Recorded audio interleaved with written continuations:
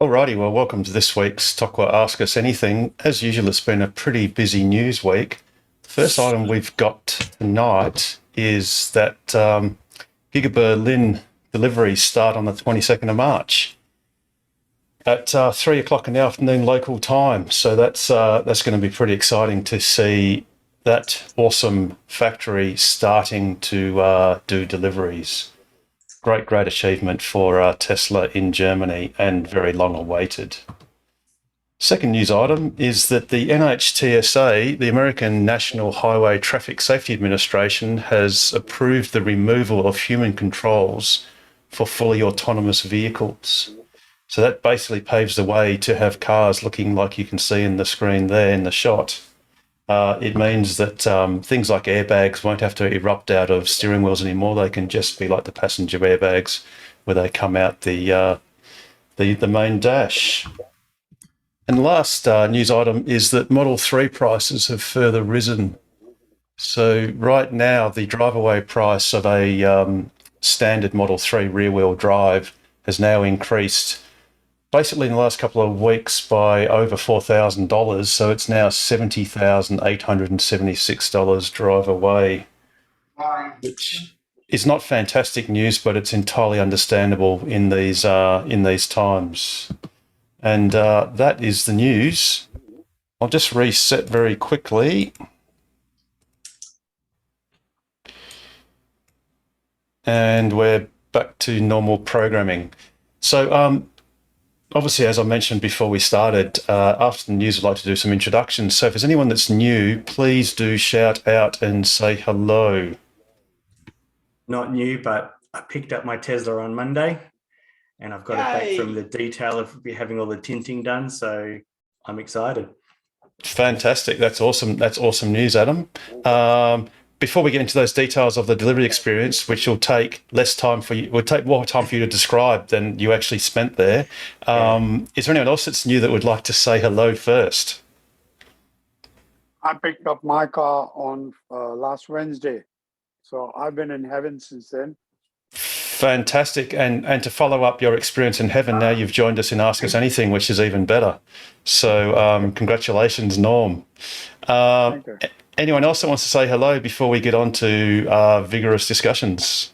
Is that La Chara new? They may be. I don't recall a La Chara joining us previously. In any case, welcome. And if you'd like to say hello, certainly happy for you to do so. Or if you just want to lurk and listen, that's totally cool too. As far as lurking and listening goes, you can also do that via YouTube. Just go to youtube.com/Tokwa. And there are, I'd have to say now, hundreds of hours of awesome content of Ask Us Anything that you can browse, particularly if you're finding it difficult to fall asleep at night time.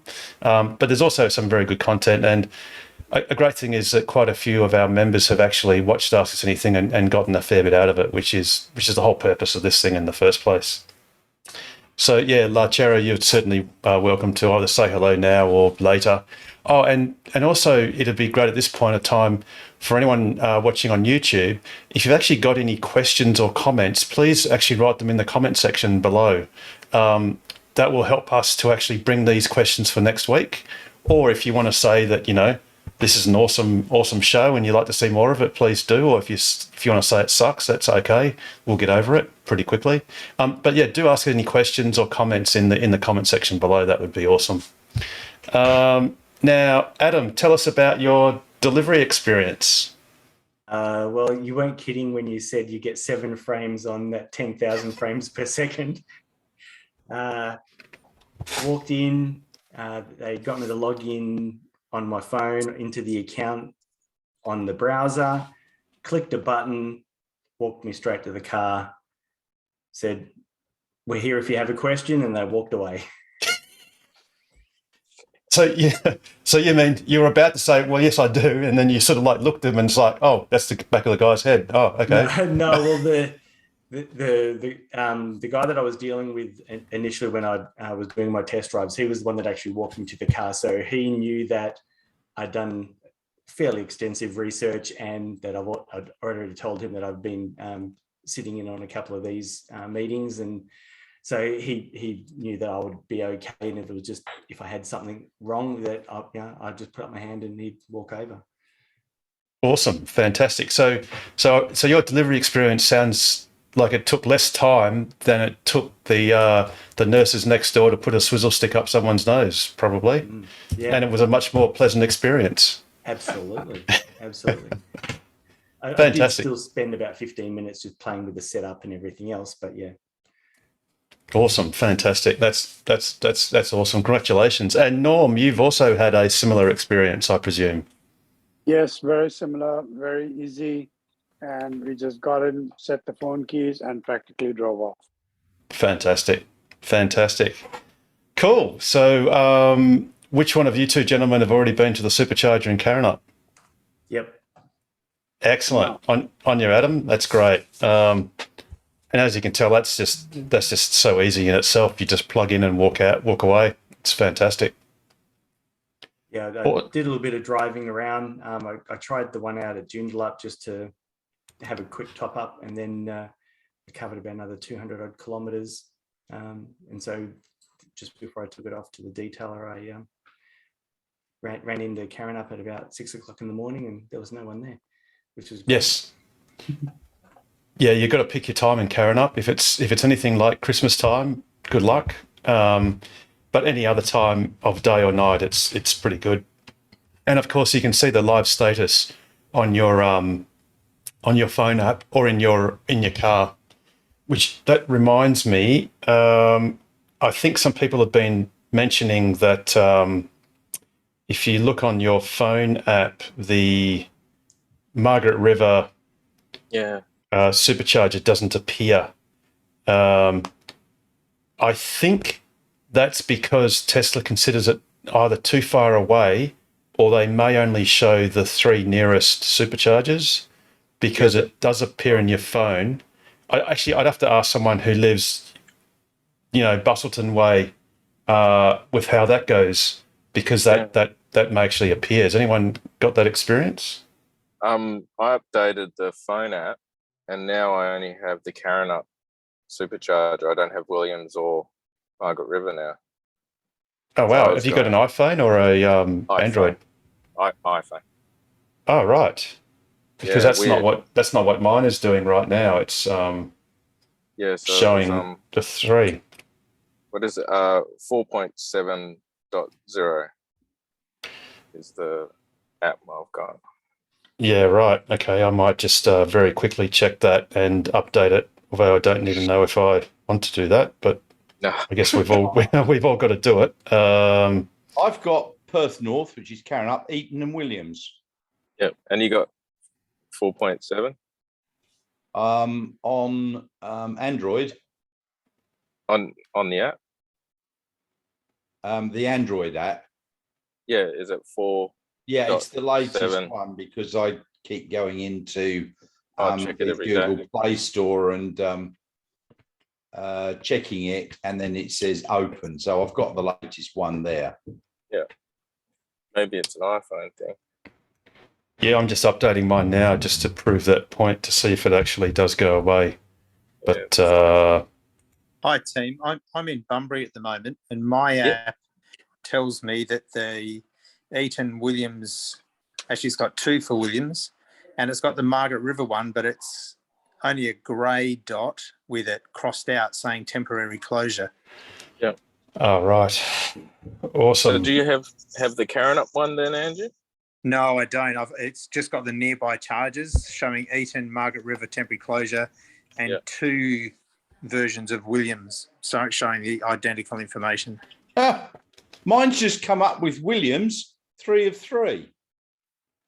Yeah, I've got that too twice. Yeah. I haven't got it once. Yeah, but I haven't got Margaret River. You can still navigate in your car though, and it'll show you the superchargers live. So I've just updated my app, and I checked on the older version, all I had was Perth North. Yeah. And on the updated version, same thing. That's all it shows is Karrinyup. Yeah. Yeah, mine's still updating. So Yeah, but Pete, you live in South Geraldton. Well, Yes, it should show the Tokwa charger, but that's not a supercharger. Not yet. If you want to come visit me, you need to have a passport, Nigel. I've got one. Oh, here we go. Open. And the winner is it still shows. Yeah, still there. Still My shows. Yeah. What version do you have on the phone? Oh, this is the very latest version. So whatever. Hang on a sec. I'll just have a look. Version 4.7. Okay. So that is the latest. I've noticed now on this new version of the app, if you try and quit the app, it comes up with a notification that says, here it is, 1 second. Oh, it likes to be connected. Yeah, keep the Tesla app running for the best phone key experience. I know So it annoys the hell out Keep of running me. in the background. No. Oh, so mine doesn't do that, but I've got a Model X and an S, so I guess it doesn't care about the phone key aspect, so then therefore it doesn't give you that notification, which is interesting. Mine does on the 4.6. It gives me that notification. Yeah, cool. I had the same, Rich. I had 4.5 before, so. Cool. Now we've got a question from Andrew, and he was talking about the auto braking. It's basically, you're driving along, minding your own business, and someone drives their car across you, like on a cross street, and it's quite some distance away, and even though the car has basically traversed and gotten away from danger, or you being in danger of it, you colliding with it, the car still automatically brakes, and that's pretty annoying. And he was just asking if that's normal, and unfortunately that's entirely normal. That's just what the car does. It seems to sort of have a bit of a delay in determining that the car is no longer a threat, and therefore it shouldn't really be braking. But sadly, it still does. So I presume everyone here in the room has had a similar experience. Yeah, It is getting a little bit quite early. Yeah, it is getting a little bit better though. I remember about 6 months ago, we just slam on the brakes. Now it's a little bit softer on the brakes, but yeah, it's still annoying. Yeah. Thanks for that. I'm the purpose of it to avoid collisions for all vehicles on the roads in the future is fantastic. But yeah, I was just wondering if there's, as the software gets better, or if it gathers the experience from cars and submits that to understand and improve, or whether it's just something we have to put up with. A great example of what the car is trying to do, but in this case, I don't think it actually did it, but this is one of the examples where something like that can be quite useful, and it goes a little bit like this. See the dog walking across? Tesla? Yeah. And the said Tesla just stopped in time. Yeah. Although great. I'm pretty sure that was the driver doing that and not the car itself. Another example is a more outback sort of thing, and that goes like this.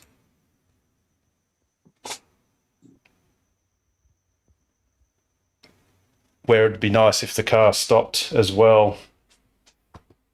And that's something that it's obviously going to aim to do. But unfortunately, with cars traversing your lane or whatever, it still doesn't sort of clear that circumstance soon enough. They see people and they see cars. They don't see dogs. They don't see kangaroos. Yeah. No, but kangaroos can be pretty hard to see. I've actually got another example of that. Oh, and welcome, Charles, who is joining us from Tasmania. So he's joining us in the future. In fact, in about an hour, it'll be tomorrow, which is awesome. So thanks for joining us, Charles. And I'm going to ask you a Dorothy Dixer question in a little while. So be ready for that. Interesting. Oh no, it's about the SUC supercharger. Okay. Sorry, I just got to switch accounts very quickly.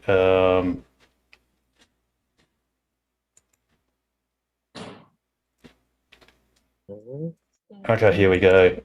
This is a video of another Skippy. This one was actually filmed on the way back from Ravensthorpe, delivering the chuffed Eva Ravensthorpe fast DC charger, and it goes a little bit like this. Blind corner. So the kangaroo had to wait, stop, not yet, yeah, now do it. And when you see the next camera shot, you'll see that that wasn't that easy to sort of avoid it because I was towing a trailer. Which it just looked like. Sometimes they run for the car. They're a bloody nuisance. They are. Well, they were definitely running for this car because you can see he's already halfway in the lane as the trailer went past. And then on the side shot, thankfully, on the side camera, you can actually see he just missed. Whoa. There's nothing you can do, Harold. I've been in that situation so many times with them. Yeah, and that I was doing. I was officially doing 100 kilometers per hour because that's the speed limit in a trailer. Plus GST. I haven't done my BAS yet, so we won't include the GST. Big shout out to all those police officers that are monitoring this awesome program. So yes, it was just 100 law-abiding citizens. Absolutely. I've got a question about that charge at Ravensthorpe. I'm going to Esperance in a couple of weeks. Is that past 19 kilowatts yet, or is it still going to be low charge? It's still going to be a light charge, unfortunately. It's all got to do with the fact that the boundary fuses at the pole top are only 50 amps per phase. So even though the fuses in the meter box are 80 amps per phase, so at the moment it's still going to be 19 kilowatts. Having said that, it'll basically charge your car at almost twice its normal full AC rate. So it's not too bad. And it's better than the alternative, which is charging at half the speed at the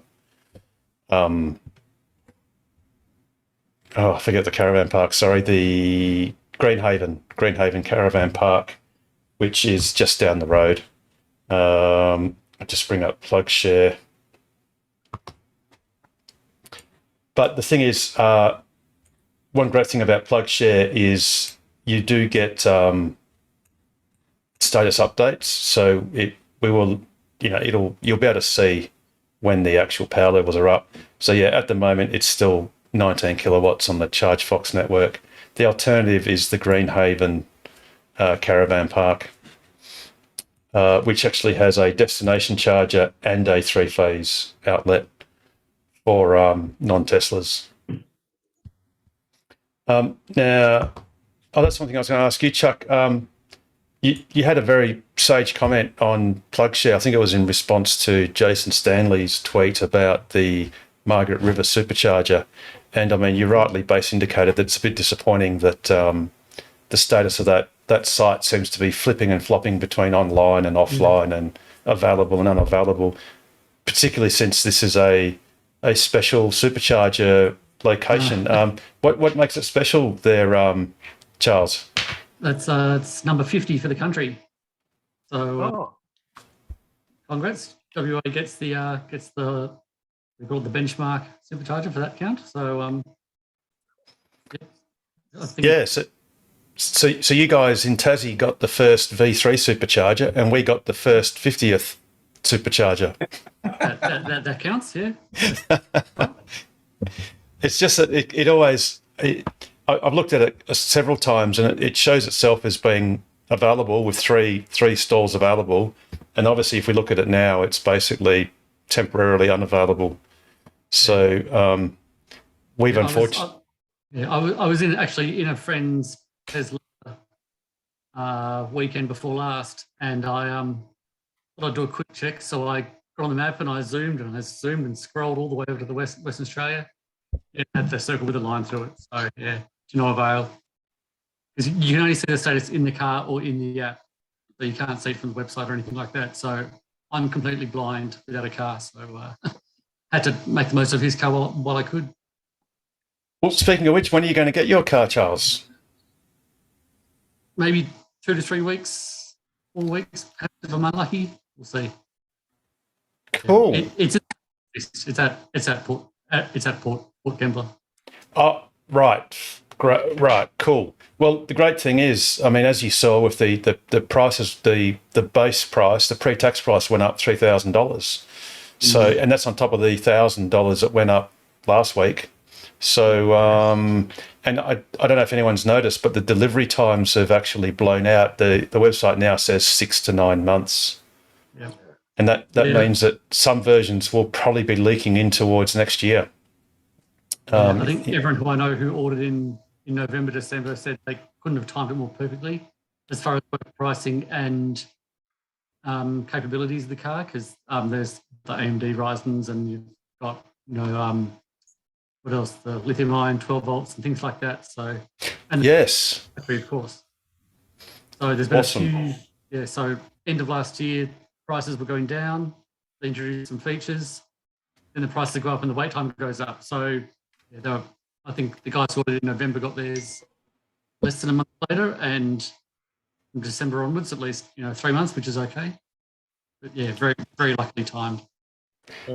Absolutely. That sort of reminds me of a rather savvy share buyer in the name of Nigel Farrier that picked the current bottom of Tesla's share price within a few cents a couple of weeks ago and got his shares straight away.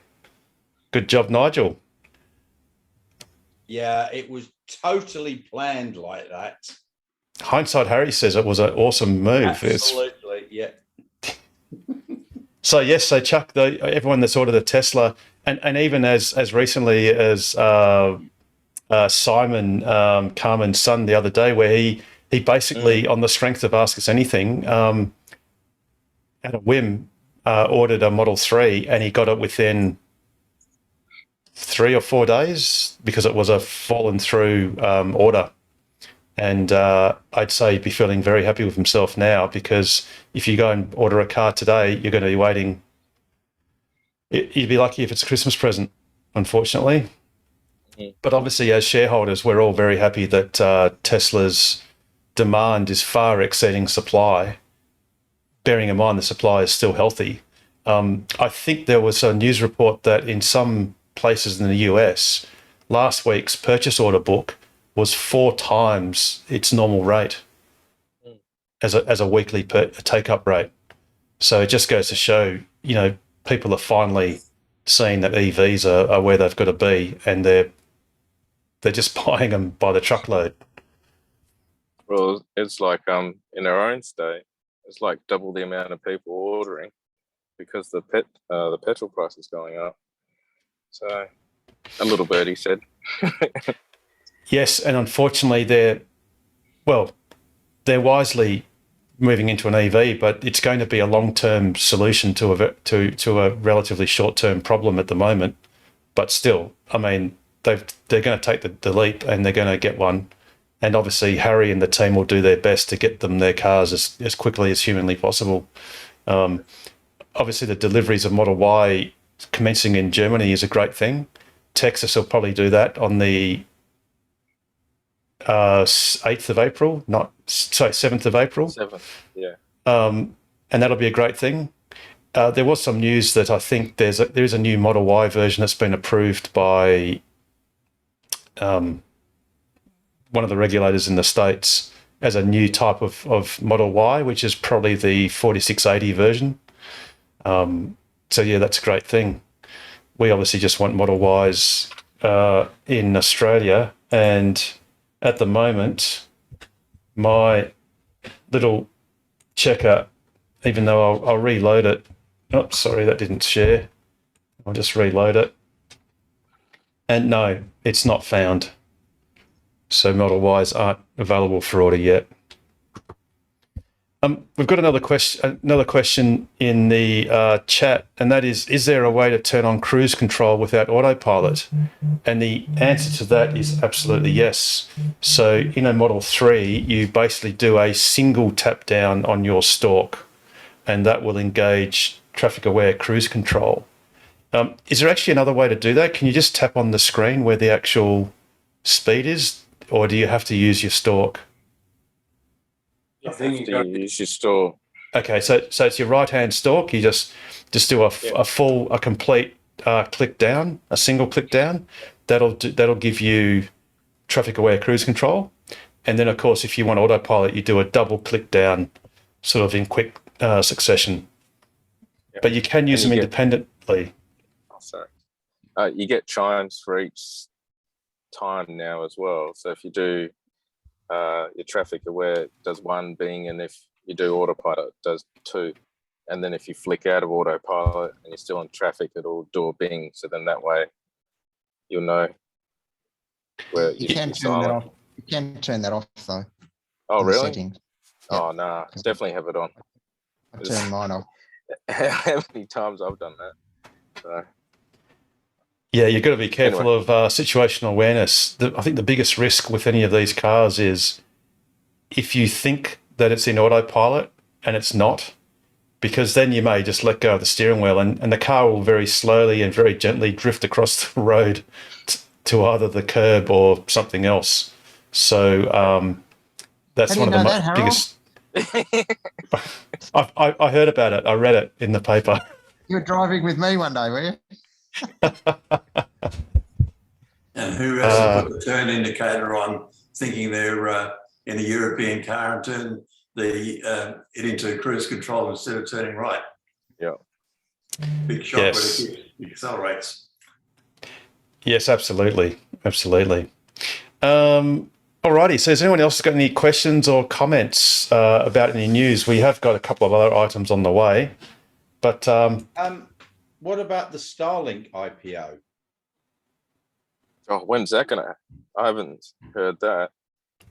Well, apparently in about 4 or 5 weeks. I keep seeing things. I haven't seen anything about it. Register your interest. No. Probably you'll hear about it way before then. Probably a scam. Well, scam. I'm pretty sure. I must... wondered about that, but there's so many different websites with it up and on there. No.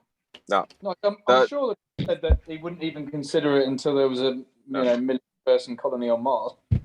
Yeah. No, I think they'll do they'll do a Starlink IPO or a SpaceX IPO. Yeah. Starlink. It'll be Starlink, but then he was talking about it being at a certain profit margin as well, and that's not going to be for a couple of years yet. So, but I think Tesla shareholders will get a first shot at it as well. So, was the rumor. So, actually, that's not even a rumor. Elon Musk has actually stated in the past that Tesla shareholders would get a preference, or that they will be first in line to be able to buy SpaceX / Starlink shares, except for the corporates that have already got their claws into SpaceX, the sophisticated investors that have got their claws into SpaceX already. I don't have enough money for that. Well, and the thing is, Elon Musk has felt the pain of doing a public listing and finding out the dramas and hassles of that.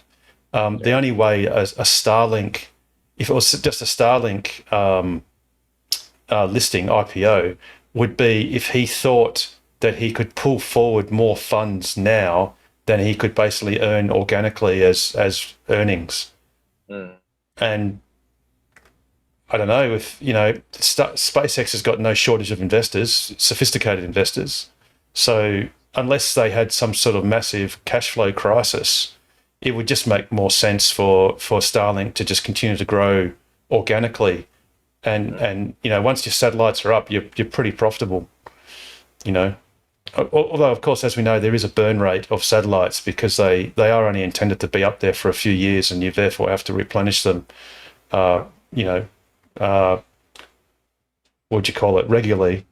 But then with the Starship, you can probably put up 400. Is it How much? 400. I saw it yesterday. 400? Oh, really? Okay, so 400 as opposed to 50 or Yes. 55 odd. So it's 10 times.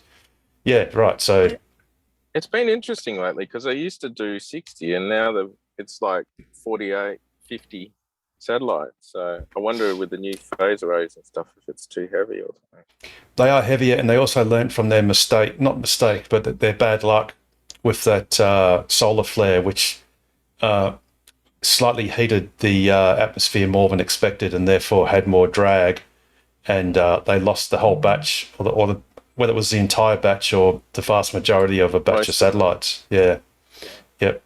So, or perhaps they're also deliberately loading them with a bit more fuel, or something, or a mixture of both. And I don't know if they're version 2 satellites or 1 point whatever. But yeah, they are doing less. But they're doing them at an extraordinarily low delivery price.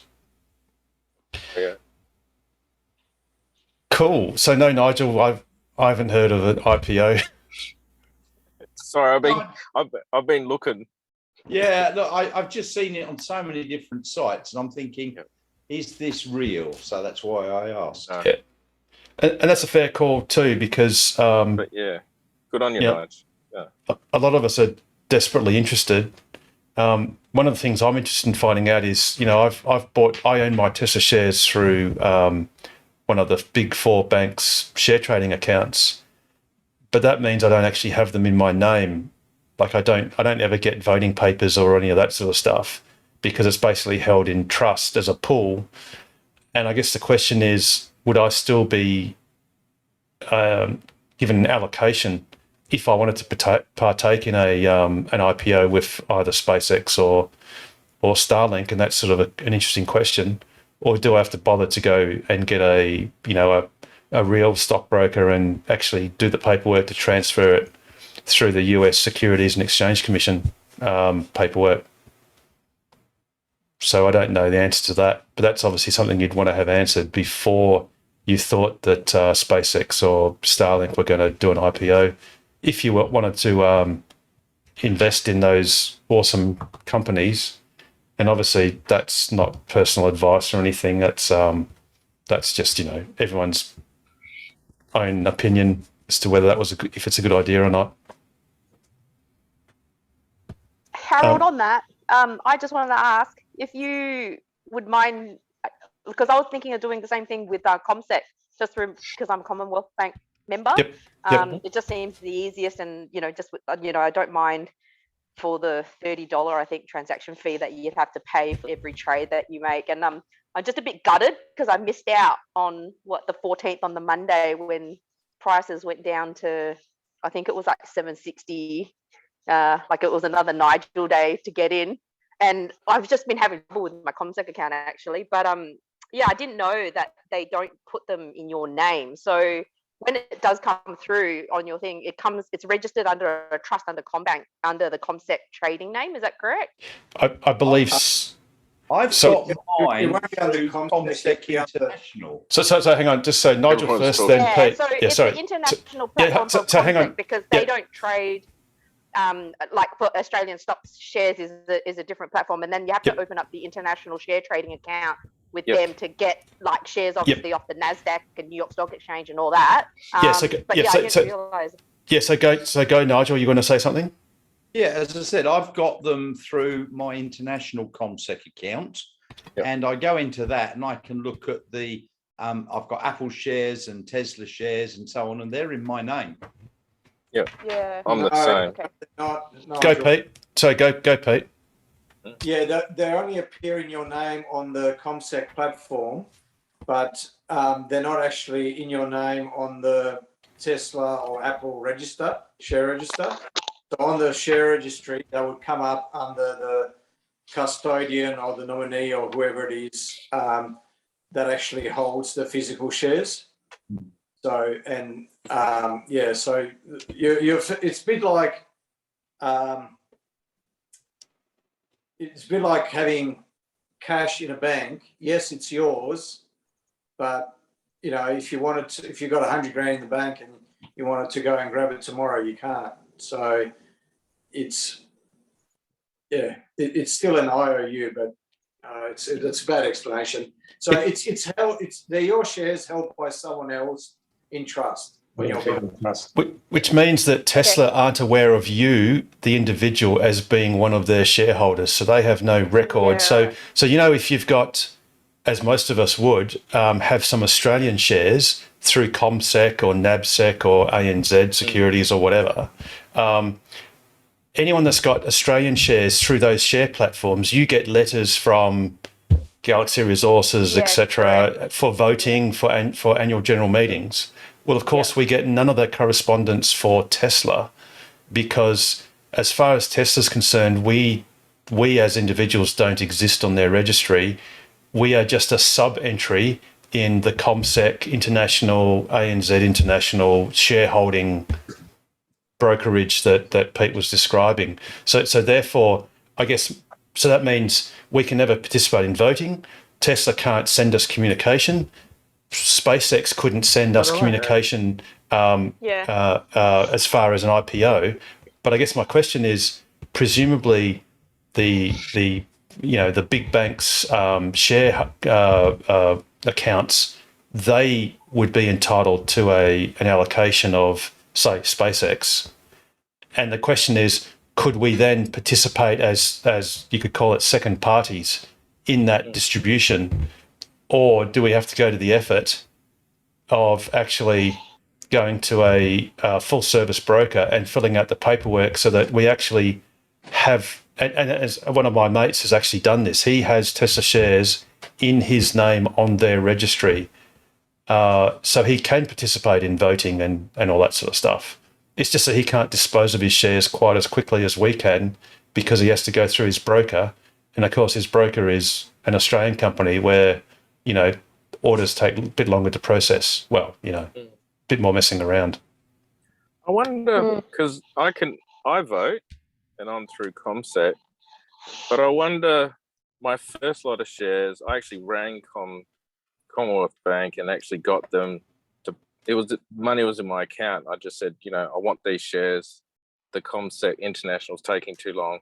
I filled out the paperwork and they just went and did the action. So I'm wondering, is that why I get to vote? It was many years ago now. So I'm just sort of wondering, because I actually get all the correspondence to vote and that sort of stuff as well. So like every quarter or every 3 months I get paperwork. Well, it's all electronic now, but I used to get all the whole paperwork and all that sort of crap in my.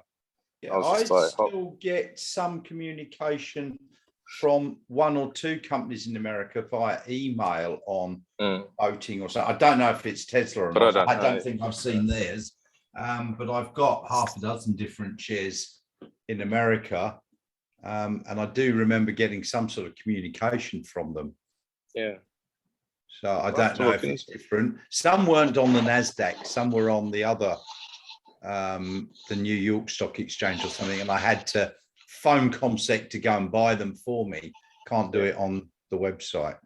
So it almost sounds that at that time ComSec was acting as a premium broker, and perhaps in that case that paperwork was actually done literally in your name, whereas now with their online discounted share trading platforms, it's just done in escrow or in a trust account effectively, which sort of means that your shares are at risk of Tesla's share price and the performance of Commonwealth Bank or ANZ or NAB or whoever.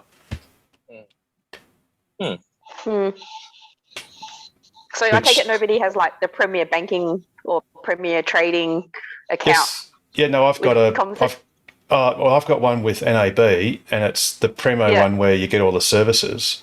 And it's super easy. It's just like your local account. You just put in a buy price. For some reason, when I put in an order, the order only lasts for that day. It's only good for the day. You can't just have a standing order. Yeah, that's a bit annoying. I don't know why, but maybe that's a stock exchange, an American thing. Maybe they're not allowed to have long-standing orders. Whereas, in Australia, you can have an order for something at a ridiculously high or low, a sell at a high price or a buy at a low price, and you can just leave it there indefinitely, or at least for months and months. I thought it was 30 days limit. Oh, okay. I Perhaps think it is, Don't- Nigel. don't Oh, quote okay. me on that. Yep. I mean, it's for a long time, but not forever. But in America, it seems, in my experience, it's only just for that day, which for us is obviously overnight. So it means if you haven't bought the share successfully, you have to keep renewing that order every day or every working day. Homily on that one. The set and forget is a bad policy. I remember putting in a sell order on a share. It was about $5. It ran up to about $7.50, but I sold it at $5 and thought I was lucky. Had I waited another day, so set and forget doesn't work. That's the share Stephen, market. Though. that's hindsight Harry telling you that you weren't as clever as you wanted to be. I never said I was clever. I mean, Tesla shares are cheap now anyway, whatever the price they are. Once everything all kicks off, that's only my opinion. But yeah, Yes. In fact, since we're going to start getting into lots of opinions, it's probably good to do this. The Oh, yes, following please. segment is general in nature and shouldn't be taken as personal professional advice. Listeners should seek their own independent assessment from a qualified advisor and not rely on the general nature of information in this program. But having said that, I mean, look, you're dead right, Paul. Yeah. They're discounted. Provided nothing insanely bad happens. Putin takes him up on his offer. Yes. And wins. So there is an acronym that is most valuable player, and that's MVP. But there's also Musk versus Putin. So I don't quite recall the minutiae of it. Can someone please describe the awesome offer that Elon Musk made to Vladimir Putin? He was saying hand-to-hand combat, and you win Ukraine, or the winner wins Ukraine. It's hilarious. So was he proposing to play Risk or something? Is that what it was? You know? Yeah. On you, Elon. I know you're watching, and I'm sure you're interested in our opinion. Good on him, though. Well, look, it's easy to make a bet like that when you know it's never going to be played, because it's never going to happen. But yeah, so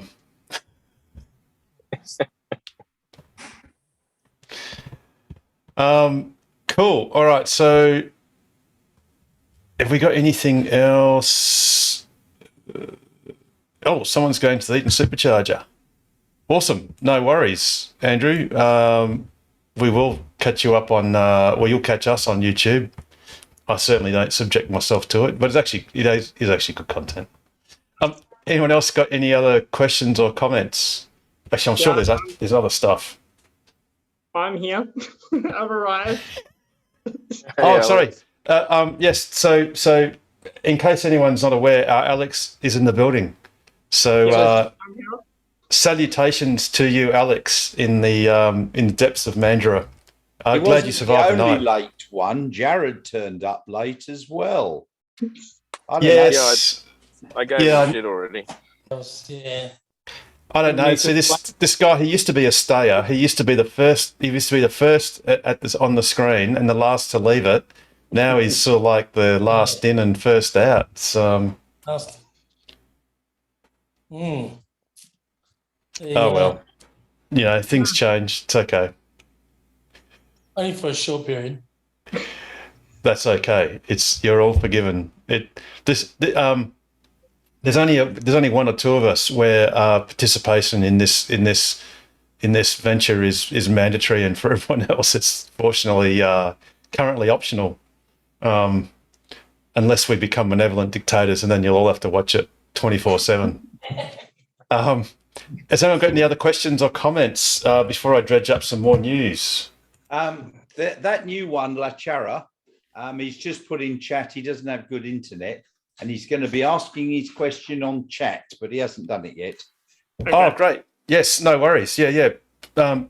totally happily if you do that. That's totally cool. And for anyone else, if you're not comfortable piping up, yeah, by all means, just bash it out on chat. And obviously, if you're watching us on YouTube, also put your questions in the comment section so then we can deal with them next week. We unfortunately aren't doing YouTube live yet. Every now and then we have to sort of put little pauses into the program when we talk about interesting things. And it makes it a lot easier to edit later if we do it that way. But yeah, please do ask any questions in the chat here on Zoom, or ask them for a later date in the YouTube comments.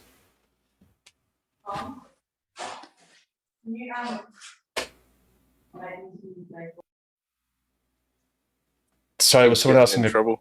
question? Oh, okay. No, I think Pete's were getting in trouble or something. Any idea when Pete's going to have a shave again? Is it the next job interview? Because he's just looking a bit rough. Like he's looking like Bear Grylls from Joondalup. Look, Pete had a shave at 7 p.m.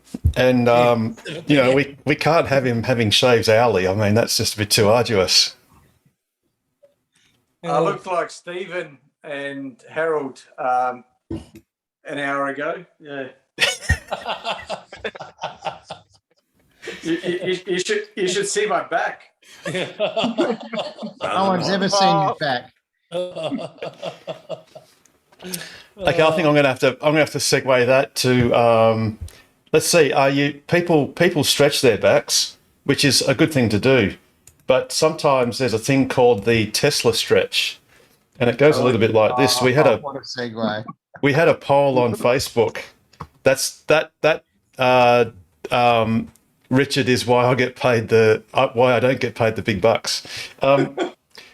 We had a poll on our Facebook account, which is just Tokwa on Facebook, and it was basically asking people how much extra they had paid for their Tesla compared to their previous car, or in fact whether it was extra or if it was less.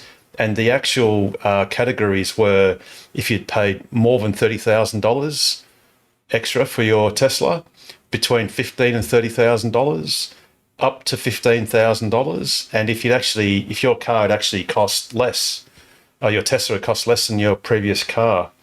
And the results go a little bit like this, which is basically 12% of owners their Tesla actually costs less. 71% they paid more than $30,000 more for their Tesla. And then you've got your up to 15,000 and your between 15 and 30. So we had a total of 129 respondees, which was pretty cool, on a quick poll. Wow. So it just goes to show. Sorry, go on. No, go back. Someone was interrupting you. Yeah. So sorry. So it just goes to show that you know, people are prepared to put in the extra bucks for such an awesome vehicle. And obviously, as Pete has shown, Pete Petrosky, in his ahead of the curve video and Twitter posts, that it pays not to have a shave every hour because you'll blunt your razor blades, and that's not economically responsible. But he's also shown that even if you pay an extra $25,000 for a Tesla compared to a standard $40,000 petrol car, you'll actually still be in front after a mere 3 years of ownership. And I think that's a bit unfair. That's a little bit unfair. I know fuel prices are $29 a litre at the moment, but that's not the point. It's a little bit unfair. You know, you're not taking the fuel into consideration. There's people it is out there unfair. to get a home loan to get a full tank of fuel at the moment. No. It is unfair because actually, as Pete is about to explain, what actually happens to the petrol prices? What relevance do they have, Pete? Drive-offs. Look, not as much as you would think. So even if the petrol was given away to you for free, in a internal combustion engine car, you'd still be, or prior to the recent price rise, you would have been $5,700 better off after just 3 years in a standard range plus. Post the price rise, it's $2,700. But prior to, I haven't done the numbers since, but prior to the price rise, they would have to pay you $1.16 per litre. So if you put in 100 litres, they would have to give you a check for $116 in return for putting 100 litres in your car. And every time you put fuel in the car, and after 3 years, you'd still be $1 better off with a Model 3 versus an average Australian petrol car. So there you go. So so even if the petrol price does get to $29 a litre, there, Jared, it always did make sense to get a Tesla in the first place. So it's all good. But those, Can I butt in here? Yeah, go, Steve. Yes, go, Stephen. I was having coffee down my coffee shop, and sitting at the table near us, I could hear the conversation with three chaps. And I won't mention the car dealership in Victoria Park, run by a very elderly gentleman, but they work for him. Two were in the service division, one was a salesman, and they were talking about the future not looking that great for what they do. In other words, the service guys were saying, have you seen what's happening lately with the electric cars coming on the market, and they don't need servicing? And they're always chuckling. I nearly choked on my latte. Yes. I know. We feel so sorry for them, don't we? Yeah, I'm not going to miss those ads. But the thing is, when the horseless carriage first came out, and all the farriers looked at those horseless carriages, which were impractical and stupid and expensive, and you had to fill them with exotic fuels that you had to decant in glass bottles that weren't very common. And they laughed and said, well, I can refuel my horse at any paddock. Obviously, they sort of died out in the sense of they really died from natural attrition, although, and they weren't replaced as a profession. But it's not like they starved. They either just lived out their lives being farriers, and then their kids did something else. My ancestors all went bankrupt when Henry Ford brought out his Model T. Well, can I add something here to the Coburn? Yes, go, John. Go, John. Go, John. Just Pete Petrosky. Wonder if you could run some different numbers, right? So say you're going to go and buy. Say you're just a person and you're going to go and buy a car, right? So I don't know what you pay for a petrol car, 30 grand or 35 grand.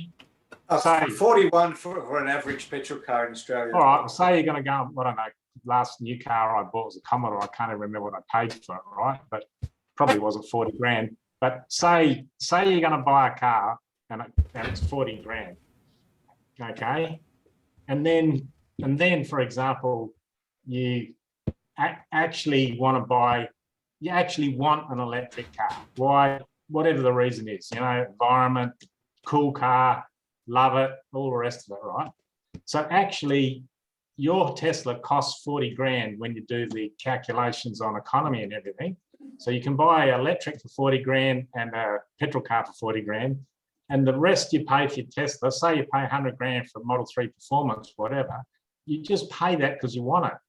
I mean, it's a bit like a kitchen. What's the payback period on a $50,000 kitchen? I mean, people put in a stainless steel this and stainless steel that and everything. I mean, you can put in a 5 grand kitchen or you can put a 45 grand kitchen, but you don't sit there calculating, payback period on the kitchen, to justify every dollar. You pay that because you want it, because you want the luxury, you just want the convenience or whatever you want. So I reckon you should base your economy numbers on the equivalent cost of a petrol car, and the rest of it, you just want it. Yeah, no, exactly. No, I agree. The reason why I do it versus, a standard range plus versus a average Australian car is there's a certain segment of the market which says, well, I'm not going to buy an electric car until they get cheaper, or I won't buy an electric car because they're too expensive, or I can't buy an electric car because I can't afford it. So it's targeted at that segment to say, well, hang on, if you did this, yes, you'll pay an extra 25 grand, but even if you include the extra interest that you got to pay on your loan because you're getting an extra 25 grand out of the bank, and even if you include everything, including obviously the upfront cost, the registration, the fuel, the depreciation, the servicing, the insurance, if you include everything, after 3 years, you're better off. So it's a bit like saying I can't afford a EV. Well, the flip argument of that is, well, I can't afford a V8 Falcon that's using 12 litres, 100k at $2.20 a litre. So so even if you so the flip argument of that, if you say I can't afford a standard range plus, well, then you can't afford an average car, because after just 3 years, you'd be ahead with the Model 3. So it's just counter that argument, the fact that it's that same level that you're always going to get that level of people that no matter what you say to them about a battery car, they're just not interested. They're like anti-vaxxers. They're just not interested. They love their Commodore. They love their Falcon, and it doesn't matter any difference what you tell them. And you say to those people, understand, you can. Oh, sorry, go, Rich. You go. I was just going to say, people get mortgages. I don't understand why it's money's cheap. Just if you I can understand if you literally couldn't even afford to even get financed whatsoever. Then I can understand it. Generally, people can. So I don't get it. It's generally it's not a financing. It's just the fact that they love that car. They love their Ford. They love their Commodore, and you're allowed to. Well, that's right. But a battery car to them is something that's just not normal. Yeah, but the crux have to educate them on that. But the crux of Pete's point is that if you were going to buy the average Australian car, so if you said, well, I wish to or want to buy the average Australian petrol car, which costs $40,000, then all that Pete just says is, well, if you're going to buy an average Australian price car anyway, then this is the reason why you could actually buy one that's $25,000 more expensive as a Tesla EV and still be in front. And most people, that wouldn't be an intuitive thing. They would presume the only way that you could be in front is if whatever car you bought was cheaper than that reference car. So Pete's just taken the reference standard new car. I mean, there are people that don't buy new cars, full stop. And, you could mount an argument that in many cases it makes more sense to buy an old bomb and just persist with that. But if you're going to buy a brand new car anyway, Pete's just simply saying, don't worry about the argument that that's too expensive. And the argument that someone else said is, well, you can just get a loan for it. And of course, there was a time in the past when car loans were ridiculously expensive. The interest rates were several times the mortgage rate, but now that's all changed. So that's the whole point. So I think, John, you're right. It's Pete's argument is a very particular argument for a particular case, which is I'm in the market to buy a brand new Australian car, and Pete's proven that you can actually buy one that's more than 50% dearer and still be in front. And that's the whole point of that argument, really. I guess the other factor with the electric vehicle, though, and I think we've got a little bit of historic data now, is, if you buy a brand new petrol car now, what's it going to be worth in 5 years' time, right? But if you buy an electric car now, it's probably going to be worth the same or even more. Exactly. In 5 years' The time. funny thing is, if you go to Fremantle Wharf and you look on those harbour cams like I do most days, the amount of cars that are still on the wharf and still coming into Perth is out of control. I mean, there might be 400 Teslas coming in, but there's still 2,000 other cars each week coming in. So the demand's still out there. But the 2,000, that 2,000 part of the market, that reached its peak about 5 years ago, and it's been coming down every year. while EVs. are See you, picked up. Nigel. I think you're saying goodbye. Yep. See No, you. I'm not. I'm trying to butt in. Oh, okay. La Chara has asked a question. Yes. Roz has asked a question in Yes. chat, and I think And we I'm- should get round to them rather than doing a philosophical discussion on the cost of a Tesla. There's actually, and before that question, there was also a previous one, which was, is there a way to purchase Autopark without purchasing the full self-driving package? And No. the short answer to that is no. The long answer is yes, Right.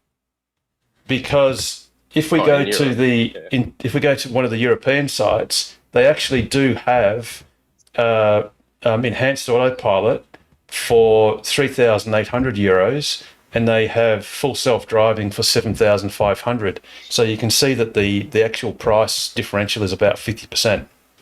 Now, I think the UK beyond- site might have that too, if you want it in English. Sorry, say again, Charles. I think the UK site has that enhanced autopilot option. If you want it in English. It frustratingly doesn't. I just checked.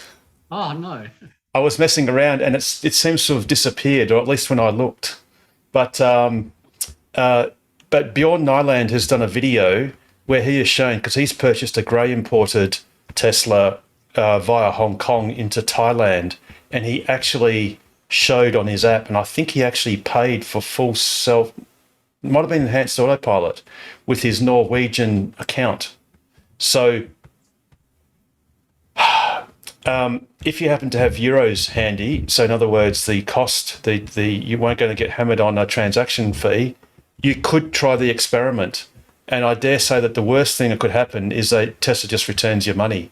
But it is plausible that you could actually, if you're really motivated, purchase enhanced autopilot, which gets you the auto parking, and in fact it basically gets you everything that full self-driving gets you, except for traffic light stopping, I think. So it gets you navigating autopilot, parallel and reverse parking, automatic parallel and reverse parking. But you've got to do it off label. So you've probably got to, you can actually transfer your car to another account. You've probably got to open a European Tesla account with European payment methods. It can still be in your name. You then need to transfer your car, which you can do with a couple of mouse clicks on your Tesla account, to your other international Tesla account. Then through it, pay for for enhanced autopilot in a different currency and do it that way. And like I said, Bjorn Nyland has basically proven that works. How much was that in euros? It's 3,800 in euros for enhanced autopilot, and it's 7,500 euros for full self-driving. And euro is about 70 odd, Australian dollar is about 70 odd euro cents. So it's very comparable. Oh, really? Can you pay in rubles? Is the rubles still working at the moment, or Don't go there. I don't think so yet. We'll get to we'll get to the Russian bit in a moment. Now we're trying to get through some of these questions. Now the next one in line was Chara and his question. Have you got it there? Yeah, it used to be. I'll just read it out. I do regular trips of about 400 kilometres, and I know historically percentages for those journeys. It used to be that I always did about 2% better than the prediction. Now the car predicts the arrival percentage, but still arrives with the historical percentage. I think the change came in your interface. Has anyone else had this? I always arrive with less than predicted, but I've got a big right foot. It's your driving style. and that Zimmer frame. Yeah, that weighs a lot. A bit of weight. So. Yeah.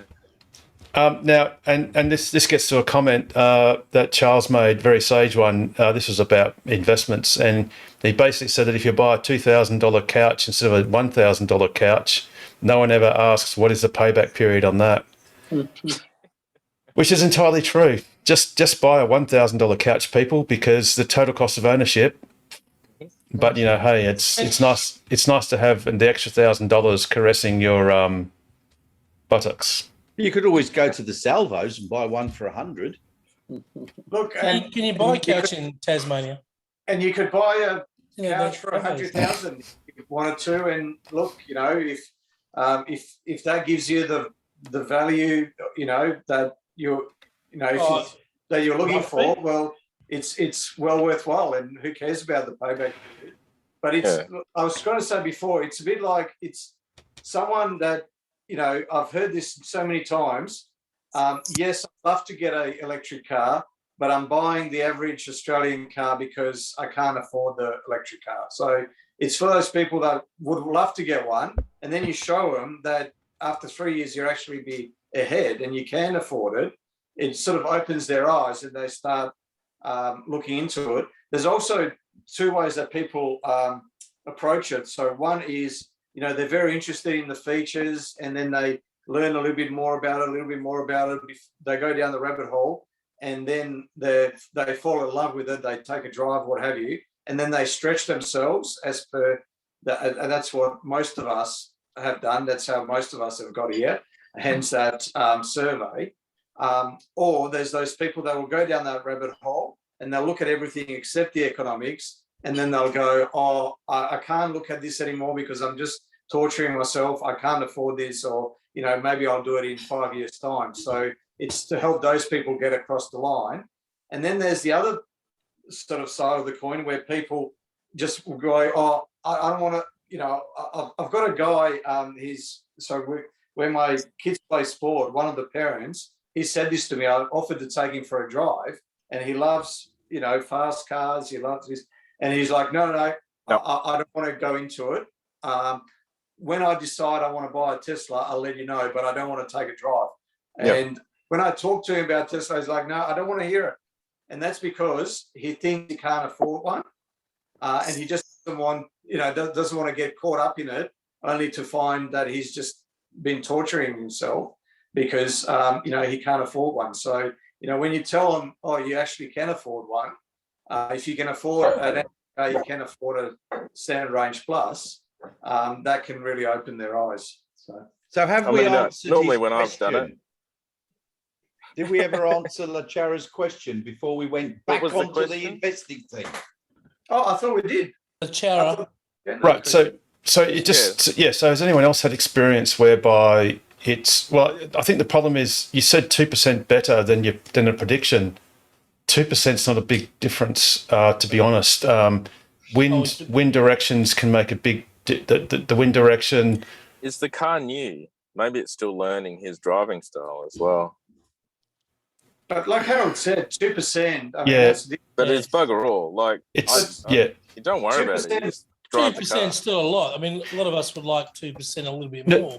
But on a drive, if you overtake a couple of cars because you have to, just that action of safely overtaking them can burn a fair bit of energy, which will then affect the total consumption in a 400k trip. So there are far too many wind and condition variables that will affect like the other trip. day when I went down to Busselton, I stayed behind a Hummer for like 20 Ks, and I was getting like 140 kilowatts per hour, you know, and I've never got that. It's like in a performance world. You're hypermiling. Yeah, I was hypermiling at 110. It was amazing. It's called slipstreaming. Yeah, exactly. Slipstreaming. Take all those variables out, right? Yeah. Let's say you have two exactly identical trips.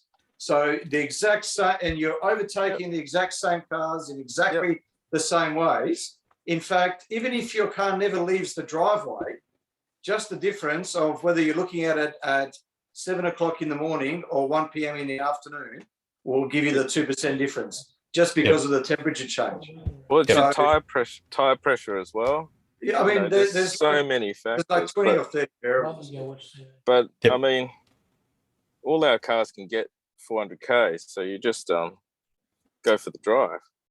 Yeah, you know? 2%, I wouldn't worry about it. And just stop somewhere, have a charge, and have a pee or something. I felt like I lost 2% the other day, but you know, I gained Paul, it back you somewhere. say that all these cars get 400k. The SR Plus won't.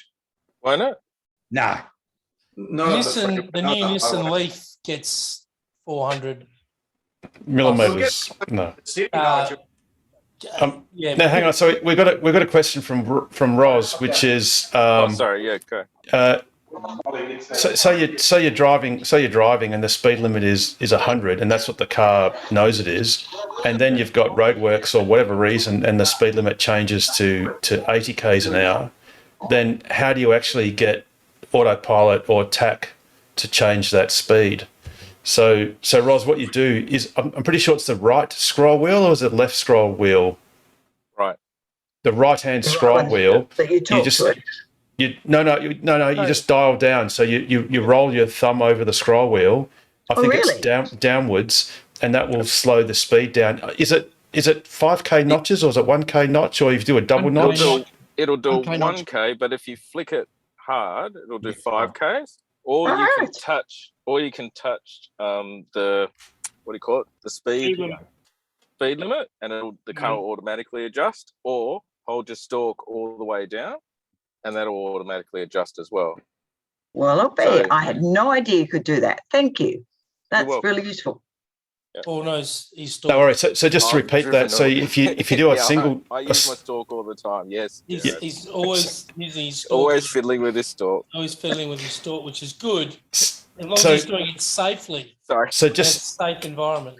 So just repeating that. So if you do a gentle, slow scroll wheel notch up or down, that's by 1 kilometre an hour. If you do like a little bit of a faster flick, it's 5 kilometre per hour notches up or down. And if you do if the camera has seen the roadwork sign, and this sometimes can actually be an issue where you're going into roadworks, say at 80 or 60 k's an hour, and the camera optically sees that. Sometimes the road workers don't have the reset speed limit at the end of the road works, and then sometimes the car will insist that it continues to do 60 k's an hour or 80 k's an hour thereafter. Unfortunately, you're doomed to wait for another speed sign, or if you go into a GPS location change where the map has been updated with its background speed limit, then you have to actually get out of Autopilot and just use TAC, traffic aware cruise control. But yeah, if you do if your little advisory sign shows the correct speed and you want to go back up or down to it, you can just do a long down tap on your Autopilot stalk, and that will then also engage to that speed, or tap on the speed sign, which is the one in color. Sorry, is it color in a Model 3? Yeah. Yeah, the color one, not the grey one. You do the color sign, and it'll go to that speed. Great. Thank you very much. Can I just ask a question? On that, with the doing the big scroll, what I found today was that I might have set my my over limit to do 3 kilometers over the speed limit, and I found if you do the scroll, it takes you down to the 5, the nearest 5, and then it's 5 from there on. So if you were doing 88, it would drop you to 85 and then do 5 increments. Is that normal, or is that? Yes. Yep. All right. Yep. So and the funny thing too is I've been in places where it refuses to go faster than the speed limit if you do the notches, but if you do the down thrust, I'm converting from a Model X to a Model 3, but if you do the down thrust, it will actually include the offset that you've programmed in, and you are allowed to offset up to 10 k's an hour or 10%, I think. Yeah. But if you just use your scroll, in some places it won't go past the indicated speed limit, but if you do the long down thrust, it will do the indicated limit plus your offset. It's a little bit technical, but that's what you might be seeing there, Adam, with the difference between the 5Ks happening at 5 kilometre notches and not including the offset. So there is a bit of idiosyncrasy there. Thanks. And by the way, I think the offset is roughly about 2Ks. So if you use GPS speed checkers and things like that, the car often overreads, and most cars actually do this. They will indicate, say, 100 Ks an hour, but you're actually doing 98. and many cars do that. And your tyres can wear, and therefore it'll also make it that 3Ks is actually more accurate. So you're not actually speeding; you're just doing the correct speed. And that's why I do it. Yeah, absolutely. That's what we all do. Yes.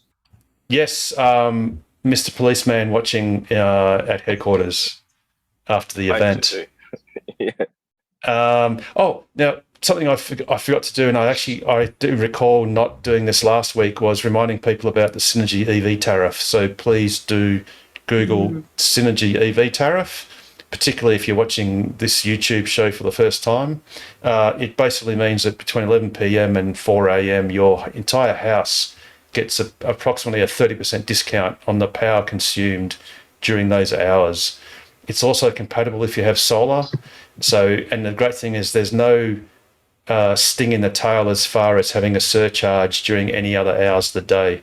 So that's certainly a no-brainer. The only caveat is that you need to have the car purchased registered in your personal name, human name, rather than a business entity. And I think the little stickler there is the car and the Synergy account needs to be owned and operated by the same person. So if you have a spouse or significant other, the simplest thing may be if Synergy dig their heels in to simply just change the name of the account or the holder of the account just to get it to happen. But the great thing is your entire house benefits from that discount, because it's not like there's a secondary meter that's installed. Synergy literally don't care where the electricity goes or for what purpose. You simply get the discount between 11 p.m. and 4 a.m. Harold, can I mention something about the Synergy yes. EV discount? Sorry, go Norm. So today the Synergy person came and they actually replaced my meter. I didn't realize that the meter had to be changed. I thought I already had solar and the old meter would have been programmable, but no, they've changed the meter. And for that, I think there's a $95 cost. No, it's the same. It's actually the same cost, Norm. So whether they had to change the entire meter or do nothing but reprogram an existing meter, it's still a flat $95. But I do believe that you do get rebates back on that cost. If anyone can jump in and just confirm that, I think you do get $200 averaged over the year. No, I thought you actually get repayments. So I've just got my Synergy bill, and I've just done this as well. I was actually a bit annoyed with Synergy because we did solar the same time. So I applied for the solar for the DEBS scheme to get the solar paid back to the grid, and then obviously get those paid back through to me. And then I applied for the EV plan at the same time. And I thought that because they were changing my meter and doing all the upgrades, that they would just charge me the 1 meter reconfiguration fee. Turns out I was wrong. They charged me a $95.70 fee for the change of the meter to reprogram for the solar. Then when the EV plan got approved and accepted by them, they then charged me another $95.70 fee, and they called that the exchange fee for switching over onto the Synergy EV tariff plan. And I know, and it was all done like at the same time within a week of each other as well. Okay, Jackie, when you say same time, did you literally apply for the two things at the same time? Yes. So my solar went in on like the 4th, which is when I picked up the car on the 4th of December. And I basically put all the applications through to Synergy on that day, because that was when I got the paperwork when we picked it up from Osborne Park. Yep. And then because you could only register once you could show and provide your registration details. And then also to clarify on that point, Synergy won't allow you to have 2 names on your account as well. So what you mentioned earlier about having to have the household with the person registered of the car owner being the same is actually quite important. Otherwise, just because they won't allow for 2 names to be on the Synergy account.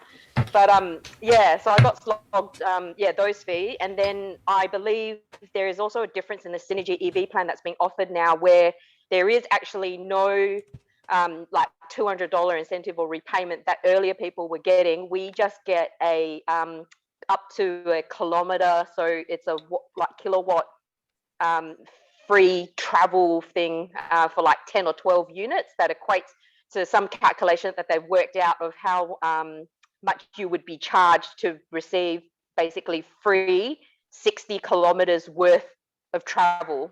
So I think they calculated it out to be something like 10 or 12 units. So they basically just take that. Yeah, that's all we get. So they basically just take the cost of that off your bill on your tariff that you would be charged. So it's quite nominal compared to what I think previously they were offering, being that $200 a quarter or something like that on the plan. Yeah, one day, Jackie, we will have competition in this state, and then we'll have real bargaining power. You say one day we'll get like some EV incentives that'll probably be like the same as the one that Brisbane's just announced. And the Brisbane one was like only $3,000, capped at a $59,000 purchase price car. It's like just ridiculous. It's going to change, but it takes time for Russia to move out of Perth. Russia to move out of Perth. Yeah, that's basically what needs to happen. So, hey, Jackie, the reason why they charge you that fee twice is because that's how it's hardwired into their systems. And the reason why it's hardwired that way is to prevent people from tariff hopping.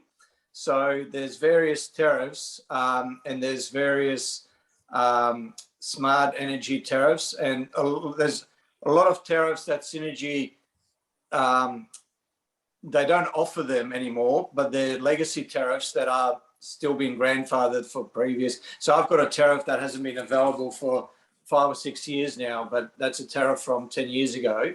And even between the tariffs, so with my tariff, for instance, or even the new smart energy tariff, what you could do is for most people, they'll be better off in summer and worse off in winter if they have solar.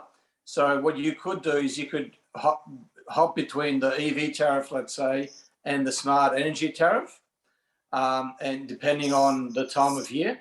But so that's why they do it. So every time that you change a tariff, irrespective of whether they actually have to reprogram your meter or not, it's just there as a disincentive to prevent you from, loopholing their tariffs. Yeah, no, I understand that part, Pete. That was fine because I did call Synergy and question them on it as well. But what I was disappointed in was because I had to get a whole new meter for it because I live in an area where we still have the old dial ones. And so I just assumed that when I put the application in, and I obviously had to upgrade it with the solar and everything, when they came out to install the new meter, that they would bring out a meter that was already programmed with the tariff that I'd already put in the application for, that was then actually already, approved, so that I would only pay that $95 70 fee to set it up once. And then I was thinking, okay, well, now that I've got the new smart meter, surely if they needed to reprogram it, I would then only be charged maximum that $30, I think, online, or the metering reprogramming. But it was, they were able to do it obviously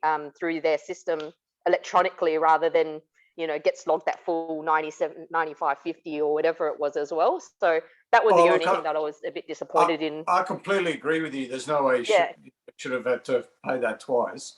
Yeah. I'm just saying, from their point of view, that's the reason, why it's set up that way. But those 60 kilometers, so the calculation, this is what it says on their website. So the calculation of the free monthly kilometers is based on the average of the estimated kilometers per kilowatt hour of 7 electric vehicles available for purchase in Australia. This is an estimate, and the actual kilometers traveled on 10 units of electricity may vary. So it's basically you get every month you get 10 kilowatt hours, so you get $2.90. Free. So that's also a lie, Pete, because when they bill you, they kind of bill you every 55 days. It's almost a 30, so two 30-day, 60-day period. And then they only give you that 10 units with a fixed 63 kilometers. It's not per month, it's per billing cycle. So I wanted to question that on that as well, because they're effectively losing out on the extra, second month of 63 kilometers if you were to take it out with them. It's kind of like petty change, but it's just the principle of it. It just really irks me. Yeah. I'm with you, Jackie. I'm going to burn my bra right now. I'm 100% with you. I'm going to go. I'm burning my bra, sister. I'm with you. 100%.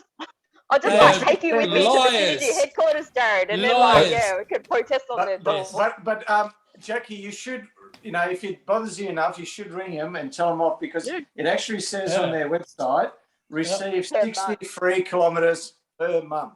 It says it there in black and white. It's per month. It's not per billing cycle. It's not per every 2 months. It's per month. Get them, Jackie. Get them. Take a screenshot. Get them. Take a screenshot of that and keep it, and hold them to it.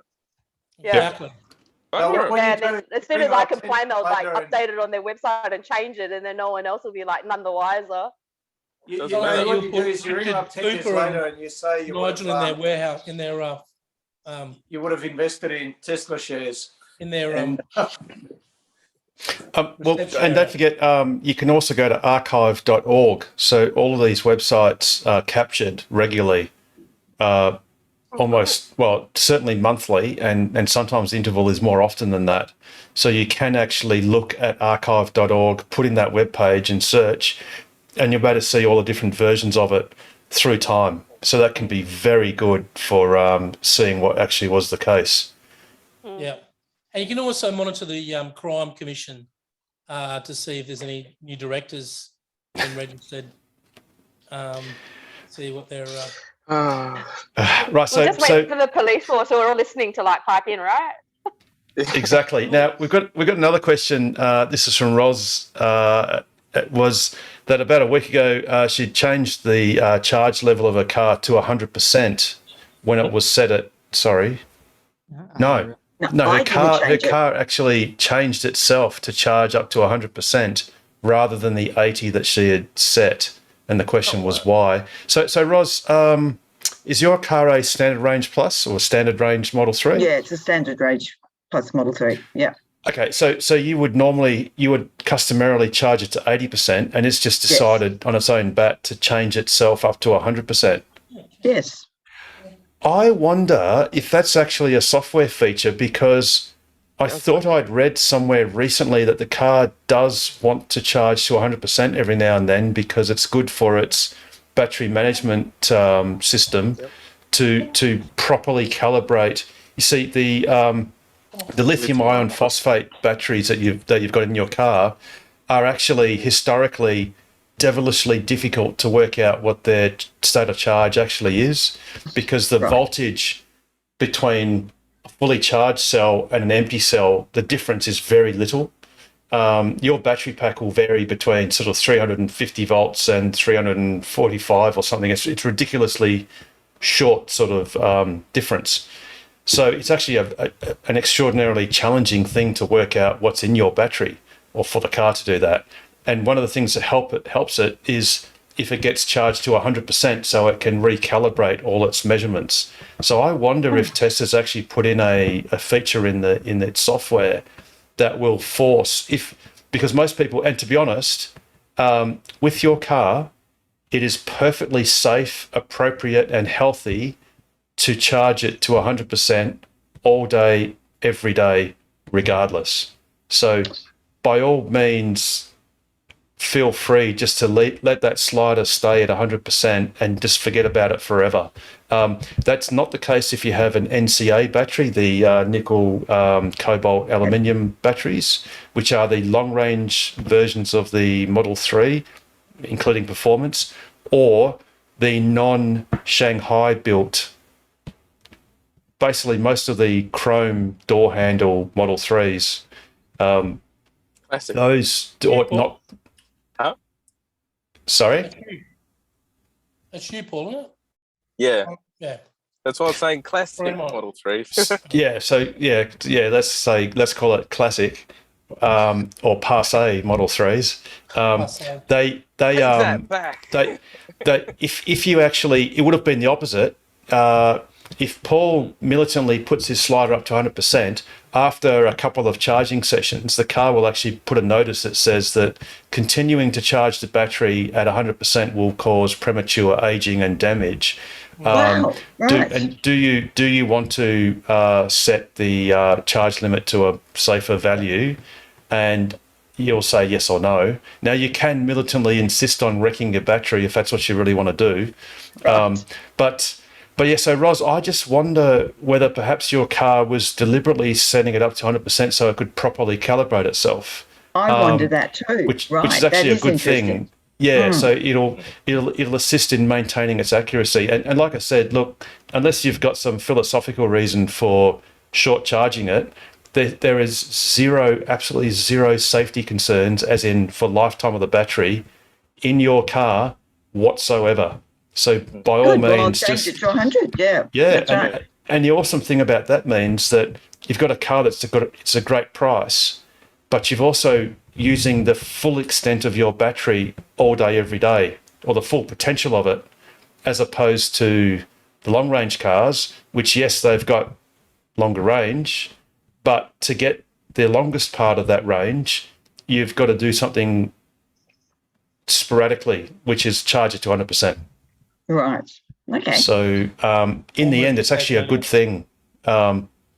Well, if you live in Tasmania, you can probably do a lap of Tassie almost in the range of a long range Model 3. Actually, that's not at all true. And apologies to Charles for saying that. You need at least 2 fast DC charge. Well, probably 3 fast DC charges to make it round Tassie. And some tokens. Yeah. From Well, I'm Hobart to still Devonport. just delighted with the fact that, my Leaf is down to giving me, in winter, I'm only getting 60 kilometres on a, the so-called tank full. So, so having up to 400 is just paradise. Absolutely. My SR Plus will go from Devonport with the ferry docks to Hobart on one charge. 4 years ago, I did the same route in my Leaf. No fast charges on the route. It took me 15 hours. Yep. Visited lots of caravan parks. Yeah. Yeah, the Leaf is it's got a lot to answer for, that's for sure. But it was a pioneer in its day, and that's right.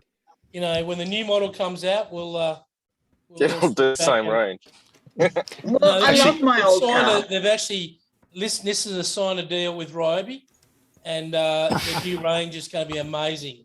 I'll tell you right now, you better whippersnip and cut the lawn and drive the car at the same time, and be changing some new. Mark my words.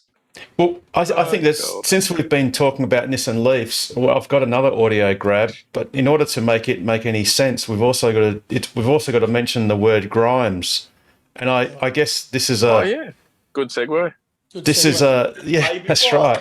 Segway king tonight, Harold. So when you've got a kid that's X, I mean, some people would ask why, and I guess Elon Musk didn't just ask why. He named why.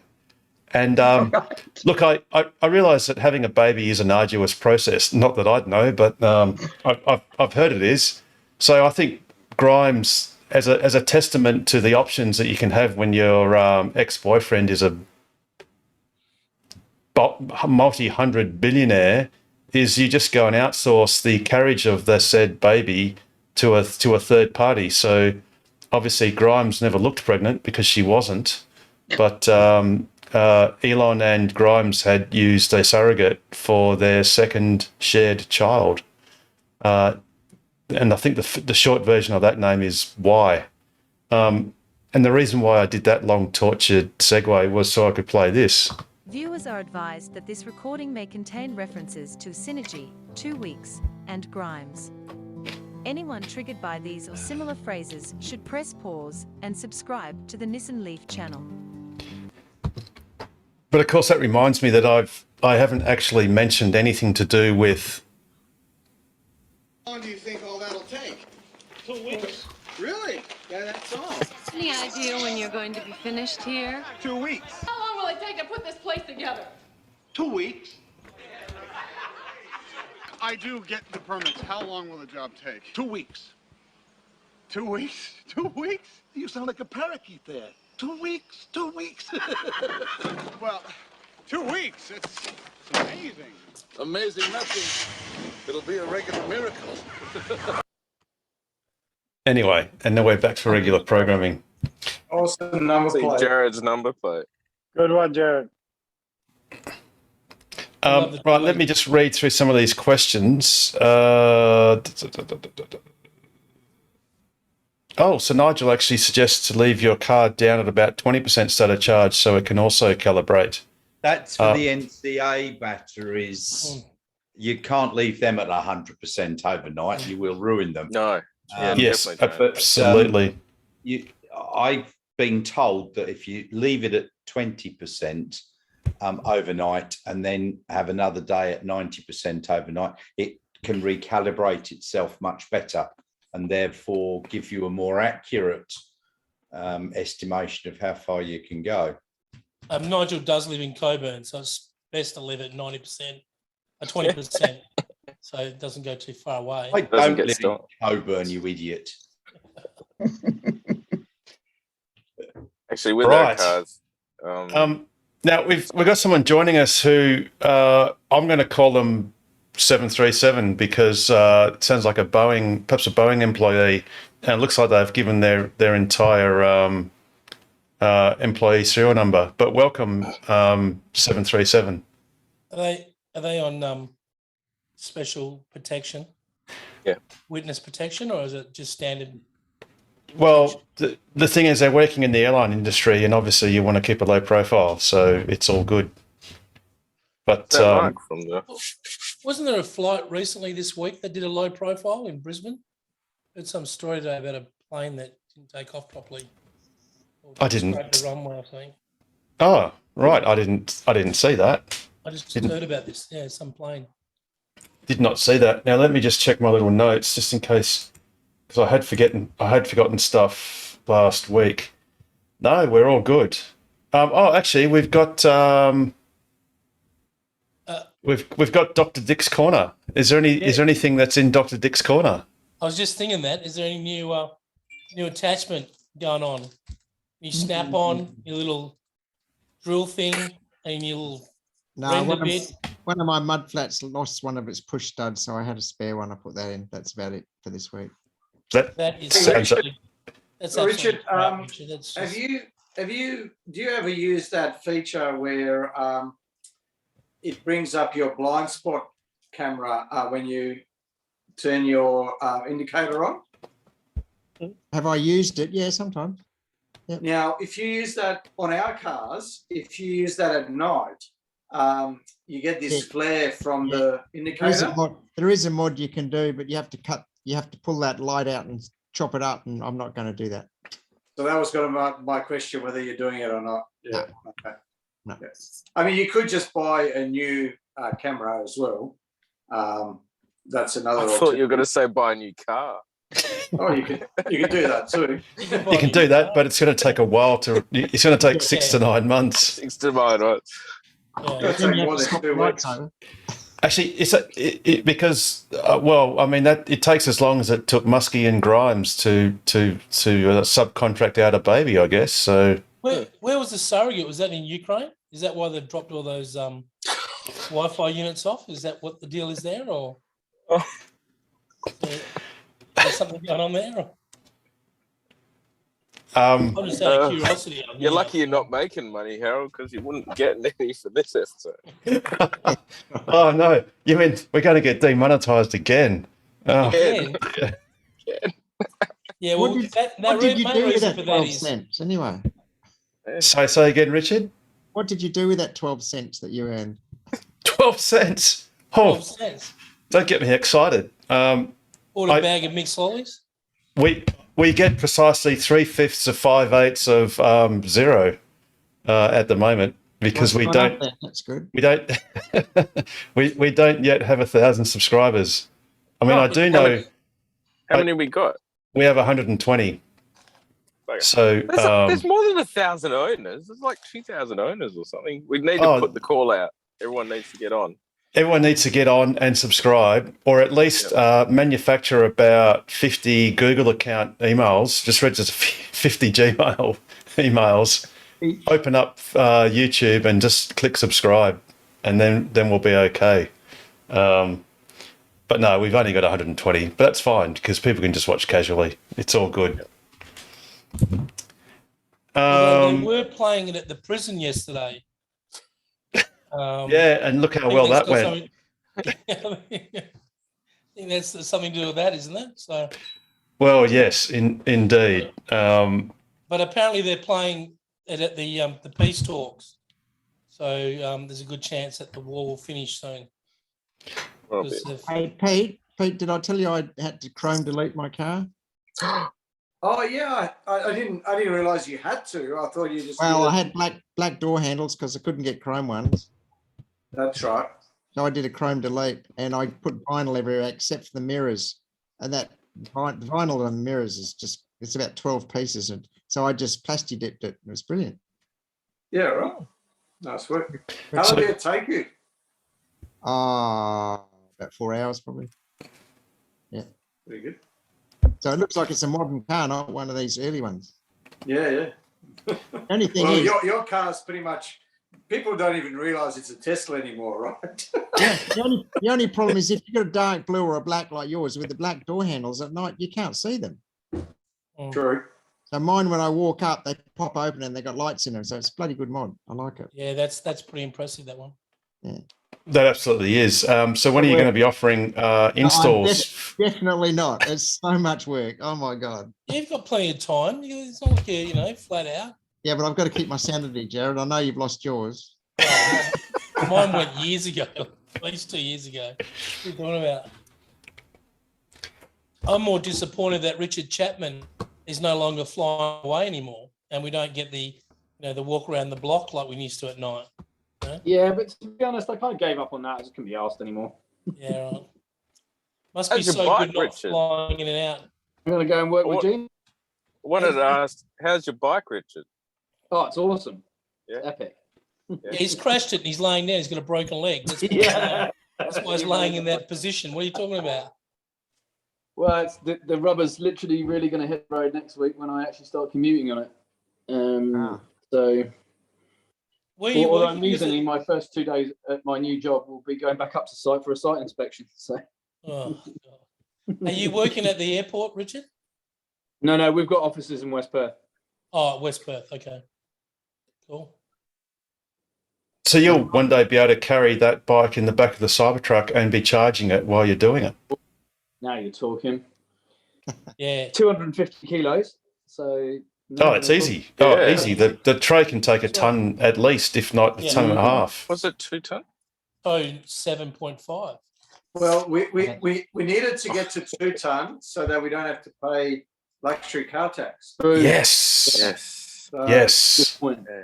be good if it was 2 ton. So I'm sure. Yeah, but Pete, by the time we get the Cybertruck, Tesla would have 3-bagged by then, so it won't matter. While we're at a bit of a lull, I have a question. A lull? Doctor in the house, you've got 2 power walls, right? Are you on 3-phase or single phase? I changed to 3-phase. Yeah, I'm on 3-phase. Okay. Oh, So you you've got changed to 3-phase. You've got your inverter on 1 phase and your power walls on each of the other 2 phases? No, I've got no idea. Yeah, it is. It's unbalanced. why did you get slugged, Richard, to go to 3-phase? I think it was about $4,000 all up. Yeah, I would have said about 4. That would have been to probably pull conduit and cable to the pillar to your house. Yeah, they had to dig troughs and do all sorts of stuff. Yep. And also, I did that so I could get more solar. I've got 10.5 kilowatts of solar now. So. Oh, awesome. Okay. No, I just wondered whether you could put a second power wall on the same phase. I assume you can. A third power wall. Oh, Richard, I've just remembered. I'll ring up tomorrow. I completely forgot.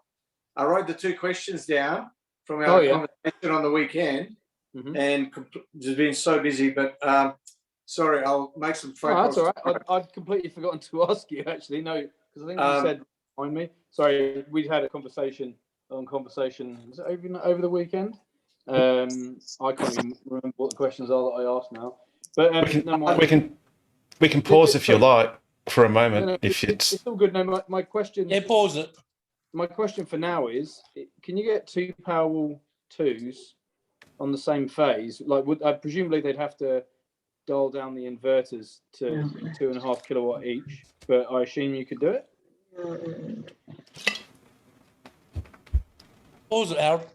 I don't know. Oh, you want me to pause? Or? Yeah. Really? Oh, okay. So, What's the question? well, hang on. Why do you want to pause, Jared? Because you want to. You can say something.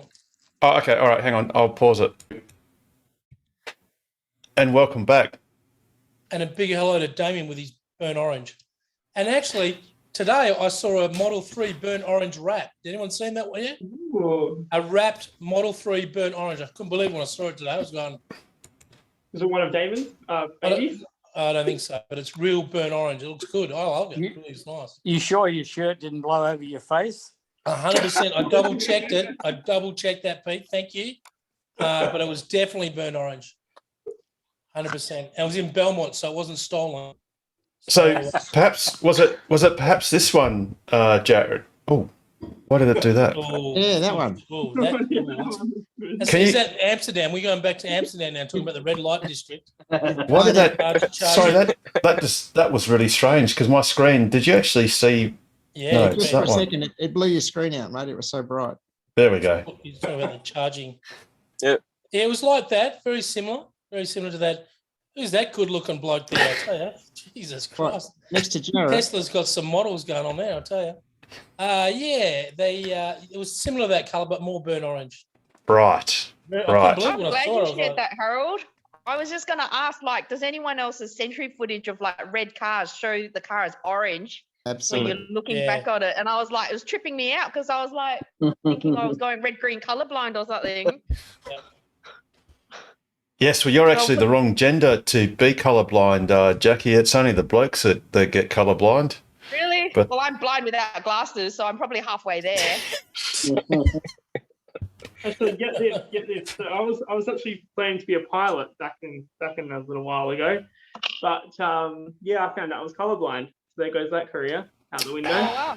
Oh, wow. So are you really colourblind, Alex? Yep. So you really like your blue Tesla then? Yeah, are you really happy with that blue Tesla? Or, So not only is Love blind, Alex is also blind. And he lives in Mandurah. How lucky is that? That is just that's a It's plus. only Triple dark threat. colours though, which is really weird. How do you pick out the rednecks then, Alex? You can't see them. Stick. He's got a stick. He's got a stick in the field. Dearie me. Now, I think we might have we're going to one new. We've got an iPad Pro 17 that's joined us. Welcome, Mr. iPad or Mrs. iPad. Sorry. It's in witness protection as Go, well. Alex. So yeah, go. We've got something here from John Edwards. GT at Motorplex tomorrow night. Racing starts at 6 p.m. Right. Well, since John's in the room and he's got his awesome Tok Eva racing car right behind him, please explain, John. Yeah, so it's a rally sprint. So we start at 6 o'clock tomorrow night, and we do laps. So they're about 4 kilometre laps. I think there's probably 60 or 70 cars. So yeah, come down if you've got nothing to do, and give the electric car a bit of support. Not sure exactly. I think we're in the Targa Cup. I still think we're leading at the moment. Targa Cup's accumulation of attendances plus times on the different events. So we're leading on that at the moment. But yeah, racing. Awesome. Yeah. Cool, man. And that's obviously the Kwinana Motorplex. Yeah, Kwinana Motorplex is free entry for spectating. Just mosey on down there and wander around. You'll see us there with the car and the charger, and I'll be there with a BT50 with a few tyres and things. Is it the only battery car going to be there, John? Actually, I think is that I think Nigel might have registered, but he's been pretty busy lately. I don't know. He may or may not be there, but sometimes we get a couple others.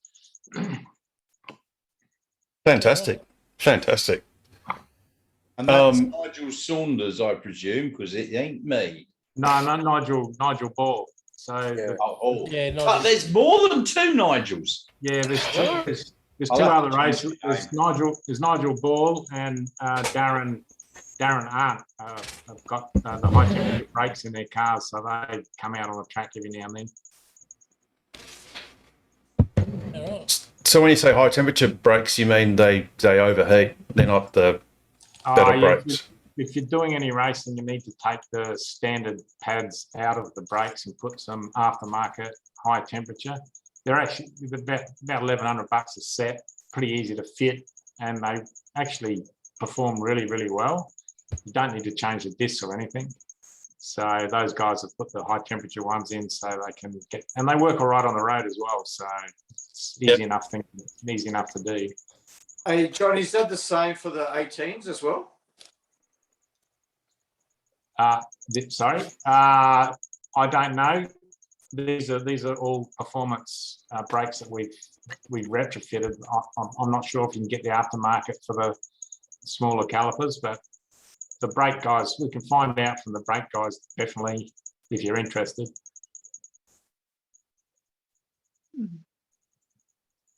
Cool. We just had a question in chat, and I think Nigel has probably answered it. Yeah. So for 737, that's the answer. Is that yes? The performance and the long range have NCA, which is the higher energy batteries, which are more vulnerable to being, well, when they're charged at 100%, it's a more corrosive environment than the newer, any Model 3 that's been produced or imported into Australia from about a year ago or so, perhaps even longer than that. And certainly any Model 3 standard range that has no chrome. That they are the LFP batteries. There is actually also a really easy way of telling when you look at your charge percentage level that you can set, and I can show you what that looks like. You'll either have just little tick marks that'll have 50 and 100%. If you see that, then you can charge your car to 100% all day, every day. If you have additional words near the 50% mark that says daily and near the 100% mark that says trip, then that means you've got the NCA chemistry and you should only charge your car to 90% regularly. And I'll just bring that up in 2 seconds. This, bearing in mind, this is the old version of the interface. MCU interface. It's slightly different now, but in the charging screen, when you set the limit, this car here is actually an LFP battery, so you can set it to 100%. So you can set the slider to 100% all day, every day. But if you had the word daily here and the word trip here, that means you should set it to 90%. We need to upgrade that one, Harold. Yeah, I actually did do another round of photos, but it was, I think it was 90 photos, and I've got to do it again for the new user interface. Just out of interest, I've actually got, this simulation here has got 66 slides, and that's not everything, because you literally have a ton of stuff. Yeah, so Never ending. It's never ending. Now, great shout out to Tesla. It would be awesome if they just ported their MCU interface into a website, just like SpaceX has done for their ISS Dragon docking simulator, and just allow people either with a Tesla or who want a Tesla or are Tesla curious to play with it on the website. And that would further convince them just how awesome these cars are, because they really are iPads on wheels. And why wouldn't you want to play with that interface and convince yourself on how awesome it is? And it would be a great tool for people like us to show on shows like this how easy it is to adjust your controls. Unfortunately, we've got to do it the hard way, which is take photos and assemble them into huge PowerPoint presentations, but them's the breaks. Are you sending a message to Harold. anyone, Harold? Just very subtle. I'm very subtle. So Jared, come on. Harold, it's you don't Aaron do here. subtle, do you, Jared? You Me? should- Yeah, you should I do subtle. I'm very subtle. I'm a very subtle human being. I like to caress people and hug them and make them feel a part of my life. With a brick to the back of their head. Or something. And that's only if they park in the charging spot. If they park in there's a new Tesla brick that they brought out. You can just throw it through. That's a whole different ballgame, Paul. Yeah. And I think Actually, you know, I did have a point with this new new UI thing. My wife actually had to ring us to go, where the hell's dog mode now? Because she was, you know, like in the aircon and she just couldn't see it, where it was a lot easier before. And I went, no worries, I've just put climate control on for the dog anyway. But yeah. I think no matter what they do, someone's going to complain about something. You Yeah, know, I think it was just the way they set stuff up lately. Yeah. So. They obviously didn't do a very good job on that first update, but I think they're slowly, people are getting used to it and changing with it. I want more. It's not good for the older generation because, you know, changing things all the time. It's harder for them to. Yeah, it's very, very confusing. Yeah, exactly, Peter. I hear you loud and clear there, brother. I don't have any trouble with it. Yeah, that's I just think that they should allow us to have more access to, like, the driving stuff, like your tire pressure and your trips and things like that as a quick button down the bottom, because I got all this real estate down the bottom here. But mainly it's on entertainment, and it's like, well, I like to drive the car, so I want all the driving stuff that you used to when you're going on your long trips and stuff. We have pilots here. Hang on a sec, the 747's landed, come out of witness protection, he's all good. Oh, yeah. So G'day, George and I have that welcome screen, and that shows all your trip stuff. It's all on there. Your range and your percentages and your trip, the tire pressures are all on that screen all the time, which is nice. Yeah, that's good. Harold, sorry, I just sent in the message before with regards to the Model 3 batteries. So I'm looking at getting a Model 3, and I was interested in the long range version.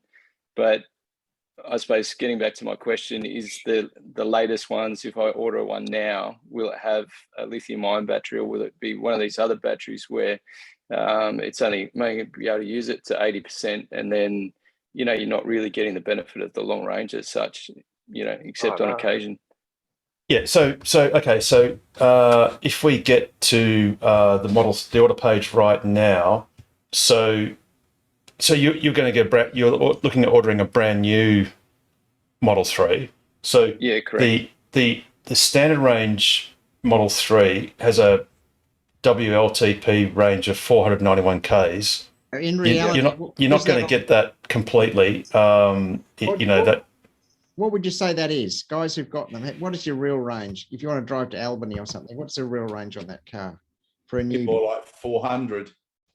400? Yeah, you'd probably take 100 Ks off roughly. If you're doing the speed limit on a chippy road, you'd probably take, it'll be down to 400 Ks. About 20% take it off, 1/5. Yeah, I'd say 20%. So then if you go the long range, it's got 602.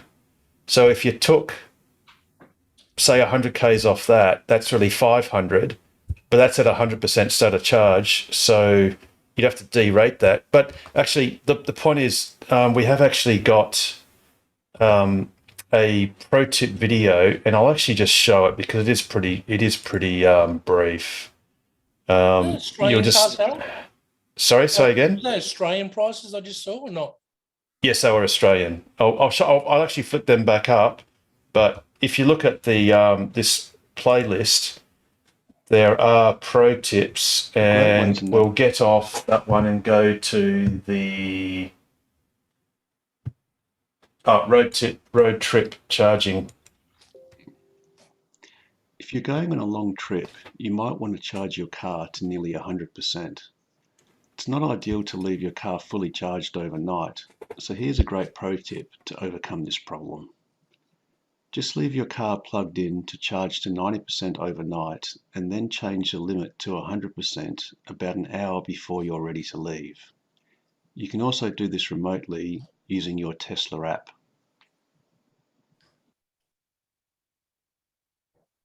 Who was that? It sounds like one of those 0055 guys. Over the next hour, the car will progressively charge to 100%, although the majority of charging will be completed in the first half hour. The last 1 or 2% takes the longest and can be skipped if you don't want to wait the extra 30 minutes. There are 5 ways to open the charge port when the So B737, I guess that's your code name in the witness protection program. You're looking at buying a long range. My name's Jared. How are you going? Yeah, good, Jared. You're looking at buying a long range? Yeah, I was interested in the long range. I thought the performance, I mean, I don't really want whiplash, you know, and it's going to be my wife. Have you test driven the long range? No, I haven't, no. Have you test driven the performance? No. So my wife wanted a standard range. Yeah. And we drove the standard range, and then I drove the performance. And within 3 seconds of driving the performance, it was all done. It was like, thanks very much. We're buying the performance. Yeah. So my suggestion to you is just drive the performance, have a go at it. It does give you, there is a possibility of whiplash, sure, but it's nice to have that power when you need that power. It's nice to be able to get out of situations quite easily. And that's one thing that I like about the performance, that I can get out of any situation really quickly. Get out of one situation into another situation, Jared. Yeah, that's true. That's only on Tonkin Highway. When you got Richard Chapman on a Harley next to you, that's the problem there.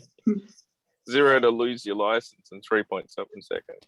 Correct. So if you get down to the tic-tacs of price, the long range, standard, if it's in pearl white with only one set of wheels and black interior, that drive away price is $83,975 if you order it today. Get that. Now, if you go to the performance, it goes from $83,000 up to just over 101. And the performance goes from 4.4 seconds 0 to 100, which would beat all the old Holden V8s and Ford turbo whatevers, most of them, at $83,000 or $84,000, and then the performance is 3.3. Now, if you were a bit more budget conscious, you could actually get into a standard range plus for $70,000, which is $13,000 less than the roughly than the long range. But the long range you do have, even at 90%. I mean, if anyone's got a long range right here, right now, just set your slider to 90% and yell out what your kilometres are on your car as a rough guide. And then anyone with an SR Plus, just do your car at 100, and you can see the rough difference, which is what you can get to use all day, every day. And then the 10% on the long range, like it showed in the pro tip video, is, say you're doing a morning trip, you just, as you wake up, you're going to brush your teeth, have breakfast, have a coffee, whatever. Then you just hit the slider up. You can actually do it another way, which is you configure your car to do programmed departure, a set departure. So you can then actually set the slider to 100%, plug it in, nothing happens. What the car actually technically does is it will charge for a few moments to determine what charger it's connected to, because it needs to know at what rate of charge it will be charged at, depending on whether you've got a mobile connector, whether you've got a high power wall connector or something else. And then it will shut down. It'll time itself. So it'll start charging a number of minutes or hours required to get to your setting. So you could actually do that as an alternative. So the only caveat is long range, you don't set to 100% all day, every day. But even at 90%, you still have a meaningful amount of extra range. And then, of course, on long trips, you can go to the 100%. One thing that I don't know, I mean, in your case, are you needing to do long trips regularly, or is it just that you just might as well get the longer range because you want to? Not really. So basically, my wife will be using it to go to work on short trips. However, I just don't think we'll be able to charge it using our solar panels, until probably the weekend. So, if we've got the extra range, then she can use it during the week and then charge on weekends instead of, charging off the grid at night. Okay, so this is where Pete could jump in if he wished, but my reflex action. So what you're implying there is you want to take the economic advantage of being able to charge it cheaper on solar on the weekends, and for that purpose, you want to get the long range so that you can sort of shift your charging pattern to just weekend use. Without even thinking about the economics, I'm guessing that economically that motive doesn't make sense because of the price differential. It would just be cheaper just to buy the long range, the standard range plus, and probably supercharge it, or pay through the nose for charging. You won't have Also, access solar either on the weekend to charge your car to 75 kilowatts. It's not going to happen. oh, that's true too. Yeah. So then, dead right, Richard. So in fact, unless you had a whole lot of solar, and most houses just by circumstance just don't, because it's difficult to get lots of solar. Okay, in that case, if it's purely that argument, I would just put that aside and ignore it. If you say, well, every now and then I want to drive up north or mainly up north or east, you can say, well, yeah, I do want the convenience of the long range. Bearing in mind, I'm a person that suffered with having no charging for years and all that sort of stuff. So my reflex is just always get the longest range car you can afford. But now times are changing. Synergy have announced their EV highway, and within the next, let's call it 2 years, so in say 2 years' time, they will have fast DC chargers between Perth and Kununurra, Perth and Esperance, and Perth and Kalgoorlie. So very long range cars are really most useful when you need to do long trips where there's very little fast charging, because the idea there is you want to go as far as you can before you have to sit and wait for slow charging. If you've got a sufficient interval of fast charging locations, then the time difference between a long range car and a shorter range car is minuscule. So if it's your daily driver around town, there is a meaningful price difference between the standard range and the long range, and there's a convenience factor with the standard range because you can just set it to 100% all day, every day, forget about it. And like I said, if it's purely a solar weekend charging economics argument, it just doesn't, that part of it doesn't hold water whatsoever. But if you just want the extra assurance of I've got more battery if I want it, yeah, by all means, go the extra bucks. A better stereo. Yeah, I mean that is part of it. I mean, I know what my wife's like, and she'll probably forget to put it on charge or whatever. So it's just the convenience of having, it available, having K's on the car available, so she can get to work rather than, walking down to the garage and going, uh-oh, it's not charged up. You know what I mean? So, and traveling up north or whatever, we're probably not going to use that car anyhow. So our trips, will involve caravanning with a different vehicle. So, we're probably not going to use it, heading away. So that's not that much of an issue. Don't forget, there are Jump in and ask. two bigger sorry, Pete. with the long range. Sorry.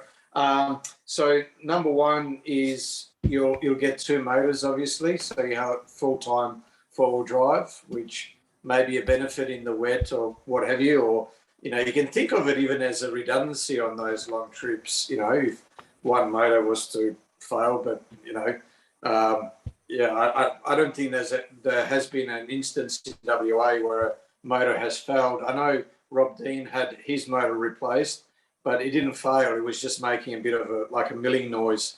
That was in his Model S, but that was a 2015 car that's done 250,000 kilometres. But yeah, the other advantage is that the standard range, I think, is about 6.1 seconds, 0 to 100. The long range is 4.4 seconds, but you may be able to pay another couple of grand more and reduce that down by half a second, bring it down to 3.9 seconds.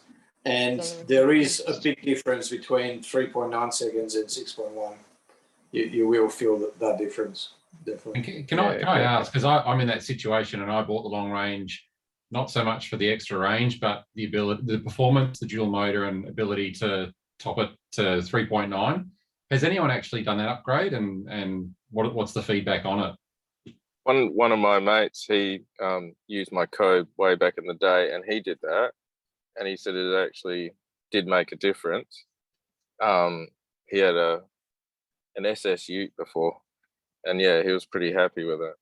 Okay. But it's like $3,000.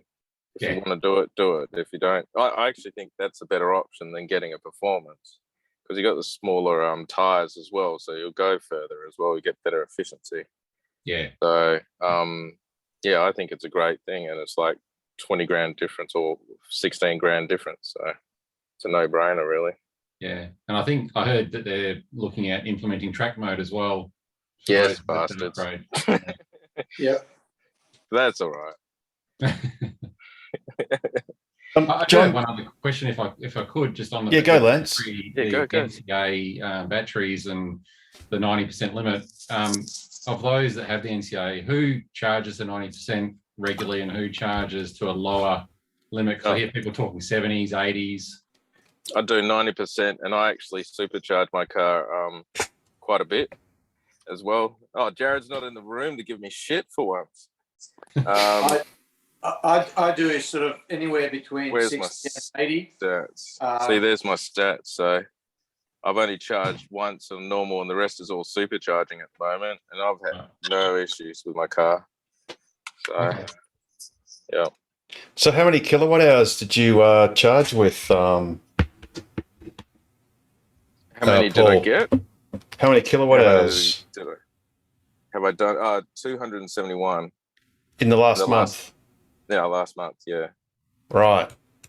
I've been working from home now, so unfortunately, I've only managed to bash out 1,291. Hey, nice. Nice. But I'm not bragging. That's all right. So Lance, my car's done 206,000 Ks for its sins because it's got me as an owner, and I've charged all day, every day at 90%. Okay. And my battery is an old pack. My car was built in November 2016, and I got it in March 2017, so it's 5 years old, and it's done 13 years of driving, and it's been charged at 90% all the time. And what's the degradation like over that period? When it was at 90%, the distance was 354 Ks, and now my 90% is 312.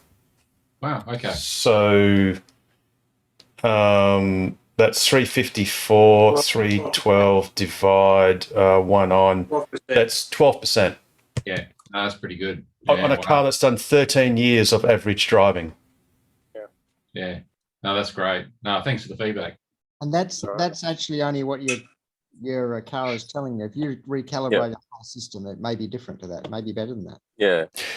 I know. Well, mine's very calibrated. I've quite a few times I've taken it to 100%, and many times I've taken it to sub 5%. So I've hammered my pack. I've used it. I've used it to its fullest extent, and I've used a lot of it. You know, it's. What are you talking about? Jared. I thought you were talking about your libido or something else. Jesus, I missed that bit. I've packed 13 years of use in 5 years, Jared. So I've show off. Yeah. My car is here for a short time, for a good time, not a long time. Not a long time. Yeah. Not a long time. That's right. Alrighty, guys. You have a good night. All right. See you, Paul. Take care, mate. See you all. Paul. Take care. Take care, bro. Yeah, so Lance, so yeah, 90% is there's absolutely no problem. I mean, look, if you're the sort of person that wanted to keep your car for, I don't know, a decade or something, then with NCA you might want to be there could be an argument that you could be kinder and charge it to 80% maybe, but I mean, my car, like I said, it's done 206,000 Ks and it still drives just like it did on day one. And, you know, I've lost a little bit of range, but who cares? You know, as the older the car gets, the more superchargers and the more fast DC chargers that are popping up, where it just doesn't matter. Harold, some really dirty roadhouses. Harold, you're also someone who, oh God, tomorrow I've got to go and do 1,000 Ks. You know, you do that. Yeah. We normally generally do that Ravensthorpe road trip was 1,000 K road trip, towing a trailer both ways. You know, normal people don't do that. No, normal people don't. If you can get away with charging, yeah, I'll get to that in a sec, John. Go Lance. Sorry.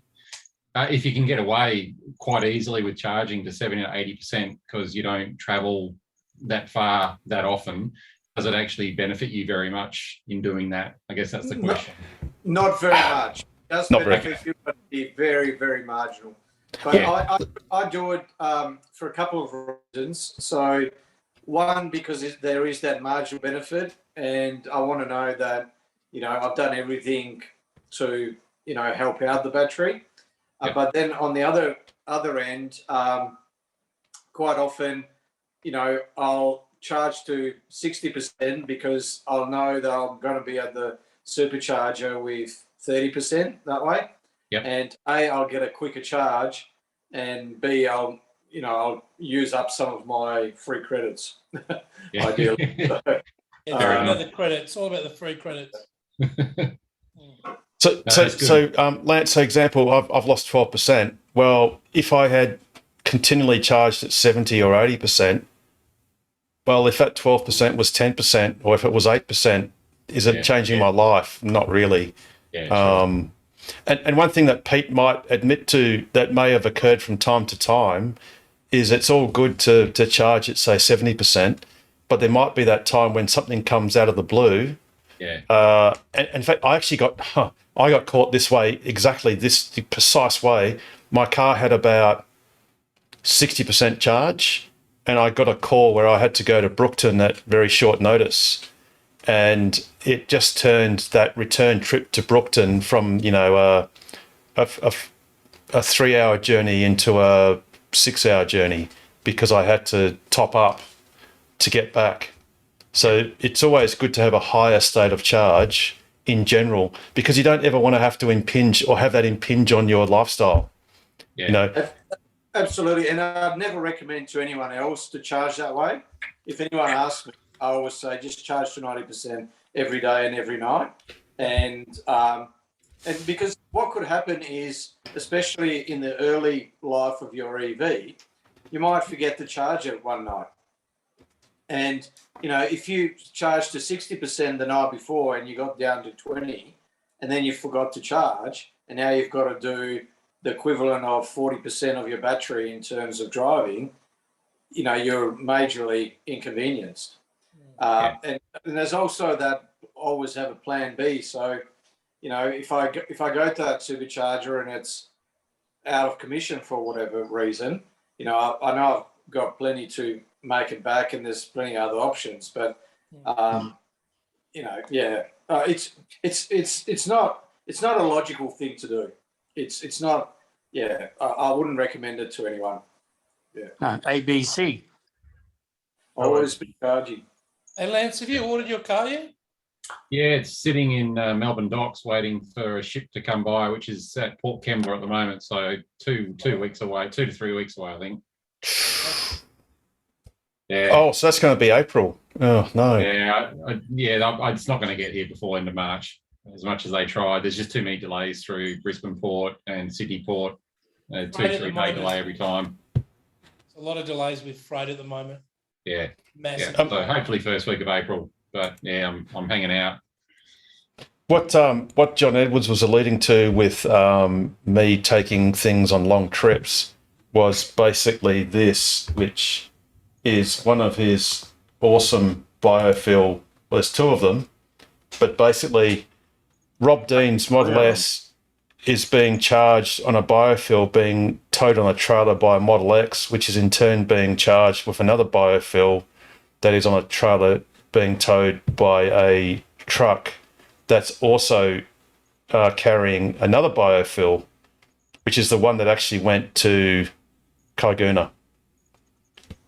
So that was a bit of an arduous trip because, unsurprisingly, when you tow something that's rather large and weighs like 2 tons, in fact, John and I we weighed the trailer just to make sure it's all legal, and it basically we weighed the hitch tongue weight, and that was 220 kilos, which is the 10% of the 2.2 tons that the car was towing, and that was to Southern Cross as part of the deployment mission, which was basically that.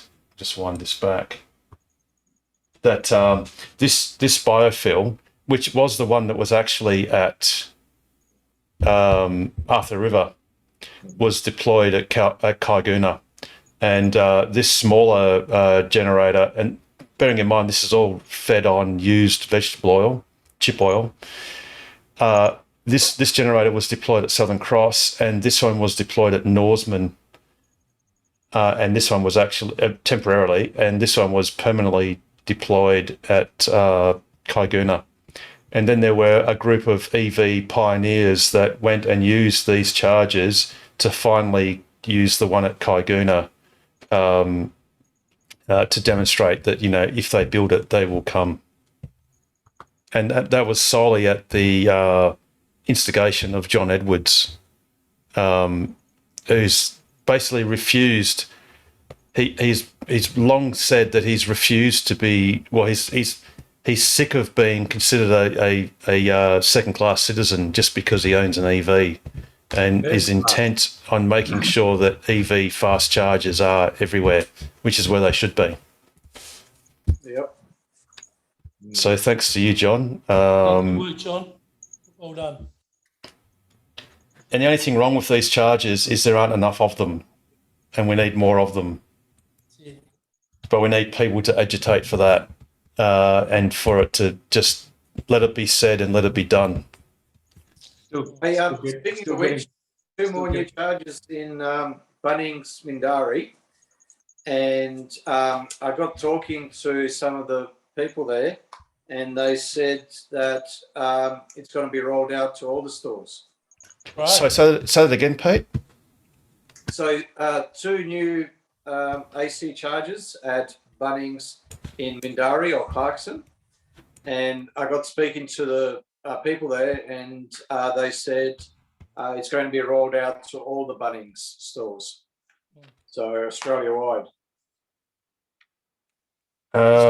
So that is the Bunnings Mindari, which is a 22 kilowatt. There's no photo. Yes, there is.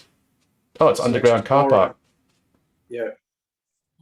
And they've put it in a good spot as well, right near where the trailers are, but right to the, not right next to the entrance where it's going to get iced.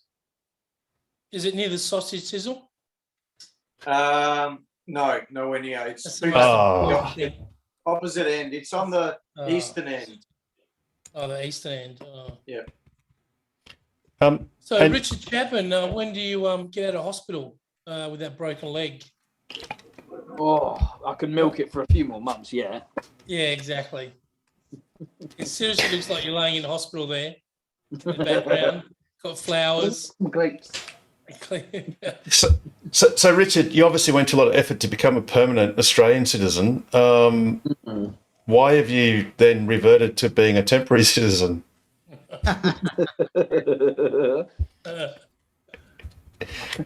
Because you do know that literally every road user, namely cars and trucks, are intent on killing you. Yes. Oh my God, particularly in Perth. Jesus. It's a very dangerous occupation. Because it's funny, I used to ride, had many superbikes in the UK. In the UK, I think you're more likely to kill yourself because there's so many awesome little country roads and stuff like that. And I have nearly killed myself many, many times. Here, you're more likely to just get killed just by minding your own business and having someone drink a sip of coffee and just be wiped out on the freeway. But you choose your poison, right? Yeah, exactly. Hang that up. I'll tell you another little story. Many years ago, I had a regular patient. He came in one day and he was a mess. He was on crutches and he was just a bloody mess. Anyway, he had a sports bike. He used to live in the hills, and every day he decided one day he'd stuff it and he bought himself a Harley. First ride, he didn't make it at the third corner, went off and a stake of a tree went straight through his calf muscle. And it was his first ride on the Harley. He never got back on it. So he did about 2 kilometers in his Harley, and that was it. Yeah, I've got a Harley. They're not performance bikes. No, don't go around. I tell you what, if he had invested in some Tesla shares and had a look at today's price, he would have been a lot happier. He could have afforded to get gold-plated calves because the price has gone up 3%. So there you go. That was the worst segue of the night. Sorry, Harold. It wasn't a segue, it was a bad pun. And oh, okay. It's all about it was bad either way. Yeah, all about a long day. That's it. Cool. So has anyone else got any other tips or tricks, questions? Is Alex there? Alex still there, Amanda? Alex? I'm here. He comes out of nowhere, this guy. I think he was horizontal and he just sort of just lifted back, like he just went up. I think he's in bed and he's just like lifted up. That's awesome. Bolt upright. Yeah. Great party trick, that one. I like that. That's really good, Alex. Any dance shows here in Alex? Any musicals? I'm in a musical. Hey? I am in a musical. Oh yeah, okay. What's this one? This one's Mamma Mia. It's happening on the first week of May for those people watching on YouTube who want to come and watch. We're doing Mamma Mia the musical. At where? Mandarin Performing Arts Centre. Oh yeah. So you do an afternoon show for the older people? Yes, we do. Yes, we do. So Saturday matinee and the Sunday matinee. There you go. I'm just trying to bring it up. Here we go there. And what about the girlfront, Alex? There you go. That's the one. Alex, have you hooked up with any new dancers lately, or? Yeah, you'll see me dancing. Have we got any new dancers? What's your part, mate? I'm the ensemble. I have the best job. Make us look pretty. Is that like leotards? No, board shorts and singlets and some thongs and some flippers. I'm giving too much away here. Oh, okay.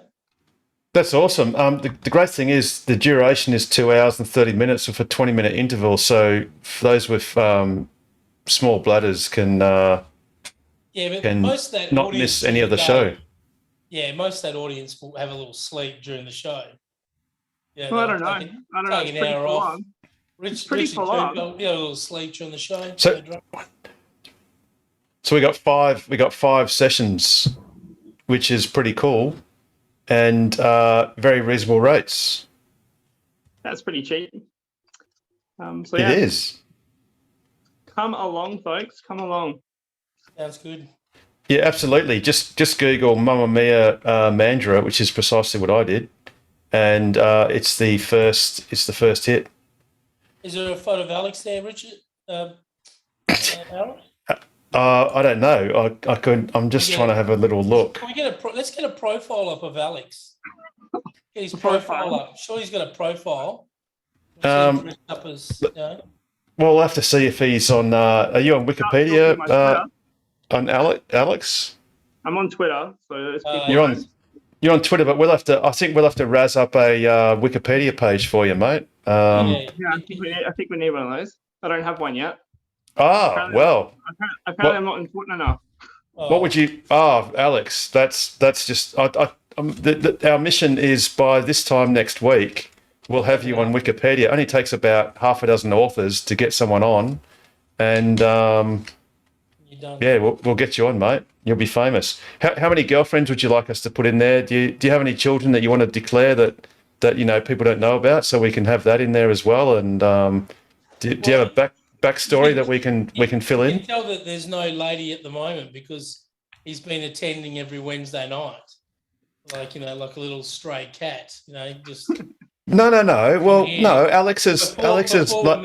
When there was something around, he was like, "Oh, I can't No, Wednesday." no. Alex's lady friend has other things to do on a Wednesday evening, as does he. So that can be the away time, and then you have the other time. Yep. We don't know what he's doing when he's not popped up. That's the thing. When he's what knocked up. Oh dear. So getting back to the more important things, yes, we've got from the 5th to the 8th of May. Book now. Yeah, big night out, Mandra for me. Oh, we got a promotion code. All right. I know Alex. No, sorry. Who's doing the lighting, Alex? Who's the lighting designer? Not me. We've got I think it's 2 other chaps that are in the theatre group. They're doing lighting. Okay. Those chaps that don't have names. We should have got you, Jared. Yeah, well, that's right. You should have got me. Have you on the spotty? Have you on the spotlight? Those days are gone, mate. I thought Jared would be the super trooper. Well, that was a follow spot called a super trooper, by the way. It is. I know.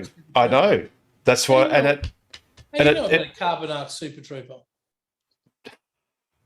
Because I was born at about the same time you were, Jared. Well, that's what they were. Carbon arc. Yes, they were. Yeah, and strangely enough, ABBA wrote a song about them. Oh, really? I didn't even know that. Oh, Super Trooper? Come on. Yeah, okay. Come on, Jared. It's not the Super Trooper is a follow spot. Yes, it is. And I don't think they wrote about a follow spot. I think they were writing about something else. But yeah, the old like what? Arc, I'm sure they weren't writing about a follow spot. That was years ago. That's before colour television, when I was skinny and climbed ladders and did follow spot operating from trusses, and then when you fell off a truss, you just died because there wasn't a thing called a harness to save you. But now it's all changed. So yeah, I was just curious, Alex, who was doing the lighting there? Because I know that the guy that was running the place has resigned, has left, Clint. Yeah, he's gone, and now they've brought in some new people. It's supposed to be really good. Yeah, I met a few new people there last time. Yeah. Who's doing the flies at the moment? I forgot his name. Guy with a pigtail. I don't know. Tall guy. Anyway, yeah, he's on flyers, and so he's coming in. So yeah, that's good. It's a good venue. I like that venue. I've been there a couple of times. So. And we're not in the fish trap, which is good. We're in the big theatre. Yeah, that's good. That's good. By the way, Jared, as Wikipedia correctly says, in October 1980, the music video of Super Trooper was used the largest number of artists, including the Cirque Troupe. The spotlight featured throughout the video is, in fact, a CCT silhouette profile spot with follow spot kit, as opposed to a real Super Trooper. Oh, Harold, you're amazing, mate. You've actually blown me away by that. My experience with a Super Trooper was doing follow spot many years ago at an AC/DC concert, being on a truss up on a truss for about 9 hours. And the reason why I remember it so well is because I was sitting on this truss, busting for a piss, and I had to climb across to another truss and urinate into a chain bag because that was the only place that I could urinate into back in those days. But yeah, I was on a Super Trooper then back in those days, and that's it brings back memories. The old carbon arc, seeing there's 2 welding rods go together to make enough power to throw lumens out the front to be powerful enough to operate the spot. Now they use different lamps. So yeah, lamps, and they get bloody hot. Yeah. And bearing in mind the UV coming off the carbon arc lamps is something cruel. It is, yeah. They used to have a little window on the side, and you could see the strike, but it was basically the window was same as a welding goggle, and you could see that the strike had taken place. And was it automatic? Was there automatic motors to wind them in, or did you have to do that manually? No, manual. They were manual motors, like a dimmer knob. You had to turn to wind them into. They were pretty amazing, amazing old little devices. But yeah, they've been replaced by a French follow spot called a Robert Juliet, and that's the main follow spots they use these days. And they go 1.4 kilometres. The ones that I sold to Perth Arena go 1.4, but they only run them in half power mode. But they wanted something that if they needed full power, that they would, they could do that throw. It's all about the lumens at the other end, the colour balance that they want. But yeah, the very powerful follow spots, that's for sure. So, Absolutely. 75 grand each, I think they were. The new ones. So. Worth every penny. But yeah, Cool. that's called a follow spot. That's not. I'm a designer operator. It's a bit different now. Alex, little shit. Throw that in there. Has Pete fallen asleep? Petrophy. He's got. Oh no, he's up. He's up. Oh, he's back. Oh, Pete's still there as well. That's good to see. Where and when's the next pisser? Yeah, good question. Good question.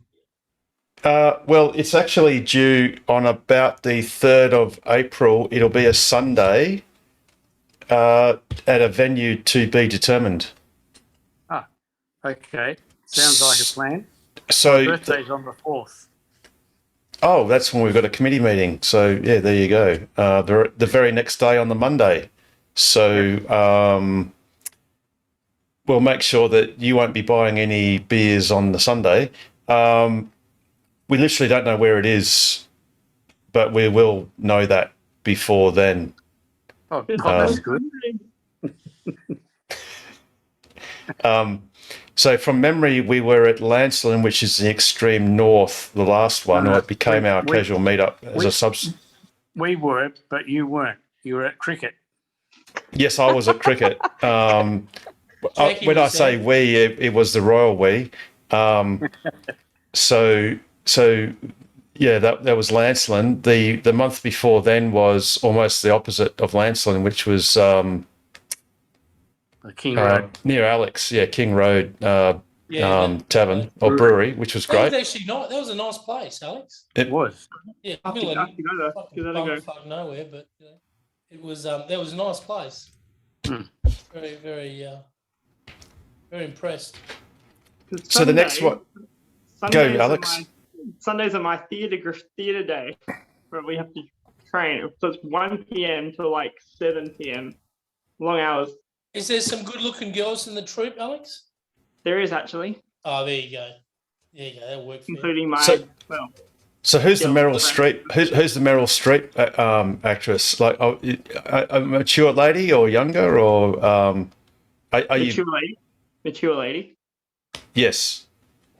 Right, mature. Okay, cool. Right, okay. Yeah. One of the old bitches from one of the old bitches of the club. Yeah, no worries. There you go. So lots of young, good-looking girls, Alex? Or what? Yeah, there's a few. Is there? You put some resumes out or what? I've got my eyes set on my other. Well, oh wait, I can't say too much. I've got my right. Let's not. We are recording, so we're. Yeah. Oh yeah, like Alex's girl is going to be watching this definitely. I can see. Well, she is because surprise me. It wouldn't surprise me. Oh, there you go. Well, and she could do some, and don't forget, she might do some retrospective research, which could get Alex in trouble. So we don't want That's the questions. We're not concerned if he gets in trouble today. We're concerned in 3 months' time when everything's going smooth, and then she goes, "Oh, what's Tokwa?" And Alex sort of mumbles, "Oh, you don't have to worry about that." And then she goes, "Oh, I'm just curious," and then she'll see him taking the wee out of her, and then they'll be held to pay. So Alex is on his best behaviour. Exactly. And as long as there's no wee on those tests, and then you're right. Then it's not the blue. No, you don't. Those you tests. Think about moving to Bunbury. You got to get out of This test would not work if you do wee-wees. Do not wee-wee on this test. You gotta tell Nigel. Nigel keeps peeing on his test. Oh, Nigel. Someone's gonna tell him one day. Oh God. Oh dear. Okay, so have we got anything? I've got a quick plug share question. Damo. Just go Damo. With plug share, I've been doing the right thing and like checking in. So when you put in your comment, it's got a little thing at the bottom there. It's saying kilowatts. Is that the kilowatts that you're charging at, or how many kilowatts you put in the car? No, it's what you're charging at. Don't feel obliged. Well, firstly, don't feel obliged to put the kilowatts, because it is sort of helpful, but in some respects, depending on what car you're charging with, it doesn't necessarily portray accurate information. So the idea of it is that people know how many kilowatts the power of the charger. But in your that's all right, because he's watching. Harold, your face is paused. Now you're back. Now you're back. Oh, me. Oh, Just sorry. 1 Did I second, go? then yeah, Oh, yeah. okay. 1 second, Right. you're like Jeff Parry from Channel 7 in Czechoslovakia. It was really bad. It was.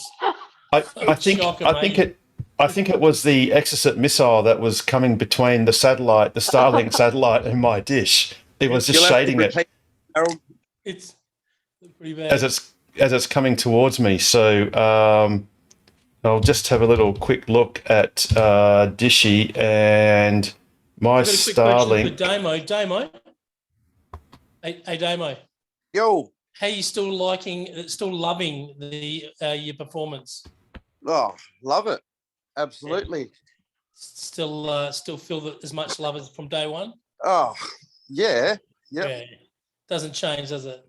Oh, I stand on it every time. Every time I stand on it, I stand on it. Yeah. Have you had any police saying hello? No, I haven't. No, I had one close call that I told you about a few weeks back, but yeah, it's been I think wouldn't the fact say well that behaved, but yeah, the fact flying that you're under not the spinning radar, your, definitely not making noise and shit. That's for sure. Well, you're not spinning your tires, so there's exactly. Is that they can't do you for dangerous driving or anything like that. It's just taken off quickly. So 100%. I think they still can, Jared.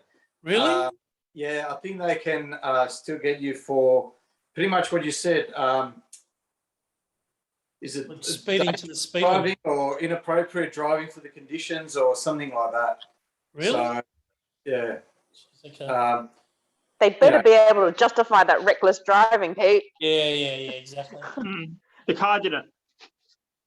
I did it, yeah. Yeah, the computer took over. But they challenge us with the filter lanes on the freeway that you should have cars fast enough now to accelerate to the speed limit, so there's no excuse. Yeah, Just good pump point. it. Yeah, exactly. Very good point. Yeah, me and Damo will challenge that one in court, Damo. So, I thought it was a filter lane. thought it was a filter line. Oh dear. Cool. All right. So anyone got any other questions or comments? Yeah, I'm going to sleep. Oh, I'm okay. doing the same, I think, too. Well, there was a three-way race between you, Richard Cooper, and Pete there. I thought Richard Cooper was about to come through for me. That's what My I was money gonna was on say. him. So I got my head on my pillow already, so I'm right. Yes, you have. But we will see you at the next casual meetup. There's a possibility it might be at the Mighty Quinn. Just talking out aloud, because that's kind of semi-central now, because we sort of have had we've flip-flopped between north and south, and we really need something a bit more. Something like what's the name? The near the Belmont, not Belmont, Kewdale, the Kewdale Hotel, where they've got 2 Tesla chargers. I think we haven't been there. I'm not sure if we've been there before. No, it's been over a year since we were there. I remember we were there to meet up with JP when he was doing his thing around Australia. Was that? Yes, but that was informal. That was not a casual meetup, No, Pete. So the closest we've had a casual meetup to this side of town I would mean- be that beautiful place in Morley where they basically said, "Can you spend your money somewhere else?" You're pretty. Yes, yeah. So, look, the Qdale has got a beer garden, which is great for social distancing. I think the Mighty Quinn has something similar as well, although it is a bit more compact. So yeah, the Qdale, it could be the Qdale as well, because that's a bit better for people that need or want to more socially isolate or distance, should I say. But yeah, it'll be something more around town, obviously. But it'll be another Sunday event. So that's good. We will work it out less than a week out of, well, I'll get the email. The status now, but the Qdale Hotel, George was saying a few weeks ago, them chargers weren't working. They're still not working. Yeah, I don't know what the status is now, but that was a few weeks ago, George was saying. Yeah, only a few weeks ago, I thought they had them fixed. I thought they were repaired. Is it on PlugShare? Yeah. Oh, of course it is. Sure. Yeah, it is. It's right here. And the last post is MG. We'll just view some. Oh, there's only 3 check-ins. What? That's a bit strange. 3rd of March. 3rd of March. It looks like they've reset the site, so there are only 3 check-ins, and they're all MG. Now the MG got 7 kilowatts, which means that it's actually full rate. So a Tesla will be able to get 11 kilowatts. Yeah. Or actually, a Model X can get 17, and a like Rob Dean's Model S can get 22 kilowatts. The photos. Hey, Harold, this is probably a silly question, but with the refreshed X and S, what's the AC charge limit? The AC charger is yeah. So Pete, I don't know. About Diamond's orange. Literally, no one knows, because there is a teardown of the Plaid Model S, which is a refresh that Munro is doing. And by the way, I can highly recommend anyone that's interested in Tesla do watch the Munro Live YouTube channel, because the teardown is awesome, and it's great to see the technology that Tesla has put into these cars and it be explained by these seasoned multi-decade engineers. But in America, they have you go to order it on their website. You'll notice that there's no price. Like it's got the features, but when you go to order, it does 0 to 100 in about 2 seconds. Sorry, here it is. Oh, what? Oh, sorry. This is the American site. Model S. Sorry. EN. This is the next one, Damo. 100%. WA, and there's no price. So the development that's changed since some of us have ordered an S or an X, and in some cases that's an S and X. Sorry? Go down to the Plaid. It's 2.1 seconds 0 to 100. Although I think that needs an asterisk, because the asterisk is with a 1 foot rollout. 322 k's. So 322 kilometers per hour top speed. But there's no. What's amazing, Harold, is that the Model X, the Plaid, which is a 7-seater, or it's got an option for a 7-seater. Really, it's a family wagon, SUV. Oh, that's no, it's not. Car now. That does a quarter mile in under 10 seconds, which is just. It's a single man's car, Pete. It's known as the divorce machine. That's what that thing's called. You have mum, dad, and old kids doing a 10-second quarter mile. You pick it up, girls, in 10 seconds. That's for sure. Jesus. Yeah, that's the one. You asked about the charging. In the US, the Plaid charges at 48 amps max, which on 240 volts will be 11. 11. 11 and a half kilowatt. 11 and a half kilowatts. That's a real shame. Yeah, that is a real shame. Faster. Yeah, that's look, I can see in America it makes sense because in America AC charging is effectively strictly for home use and say workplace use, when you park your car for many hours, it's not at all considered to be a means of doing road trips. You don't do daytime charging on AC in America. It's just not done. But in Western Australia, it kind of is mandatory. So that's not good news, Pete. Well, let's just hope that perhaps in three-phase, in Australia and Europe, they do, where there is three-phase, it's not. Oh no. Actually, Pete, we've Munro and Associates have already answered the question. You know how they said in their videos that the motors, the inverters, everything is common with the Model Y, and we know that the Y is the same as the 3, and the 3 is 11 kilowatts. And so, Pete, the answer is the new S's and X's will be 11 kilowatts. Yeah. You can bet your sweet pippy on it because they're going to use the same charger as the Model Y and the Model 3 because they're just going to do that because it's inside the battery pack.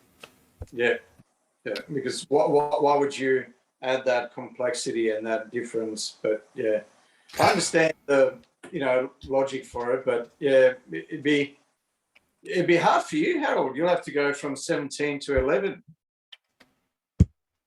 Have to take a backward step. There'll be more DC charges by the time you get your decent cars, guys. Yeah, don't worry about it. Yeah, well, unfortunately, we won't get our. Most of the charging's done at home. No. Yeah, we won't get our cars. Anyway, I mean, there's a very good chance a nuclear weapon's going to be sent off from Russia, and it's just going to bounce off the satellite and end up in Perth and be obliterated. And that's Jared, I'm firmly of the view that Putin's thinking about biological and chemical weapons in Ukraine. Yeah, because they've already started spreading the rumors that there's biological and chemical labs in Ukraine. Yeah, and the reason why you'd spread that rumor is to have an excuse as to why you launch them. It's not going to be pretty. Did you see the Czech Prime Minister was there today? Yeah, and the Polish Prime Minister and Scholar. Yeah, It's pretty impressed by that. And they were brave because they took a train. And I mean, I don't know. It probably is the done thing. They could make it a lot safer by saying, we are on this train, and it would be a really bad idea to bomb it. So they might actually have declared, like rather than just keeping it secret, they might have actually said openly that we are traveling on this train. And the Russian forces would instinctively know that that's just, you just don't bomb, you don't kill foreign politicians. Could you imagine if 3 of them died today? It'd be on. It'd be fucking on like Donkey Kong. It'd be fucking on. No question about it. It'd be actually on. But I don't think Russia's done a great fucking job. Like for some sort of superpower. What the fuck have they done for 3 weeks? Like, they got trucks broken down with no fuel. They've got soldiers got no food. What are they doing? I mean, apart from being everyone's taking the credit cards off them. Yeah, like what the fuck are they doing? I don't think they were expecting the SWIFT system to be shut down. Yeah, I think that's really trying to center in their works. That's fucked them, hasn't it? Yeah, that's royally. Yeah, the problem is China's coming to their aid with their. But now bringing it back to Tesla, which actually matters, and China matters to Tesla because if the Yanks or the rest of the world put sanctions on China, that could materially affect Tesla. But is it? I heard a rumor that the aluminium supply into Germany for Tesla is Russian. Is that true? I only heard that as a rumor. Not anymore.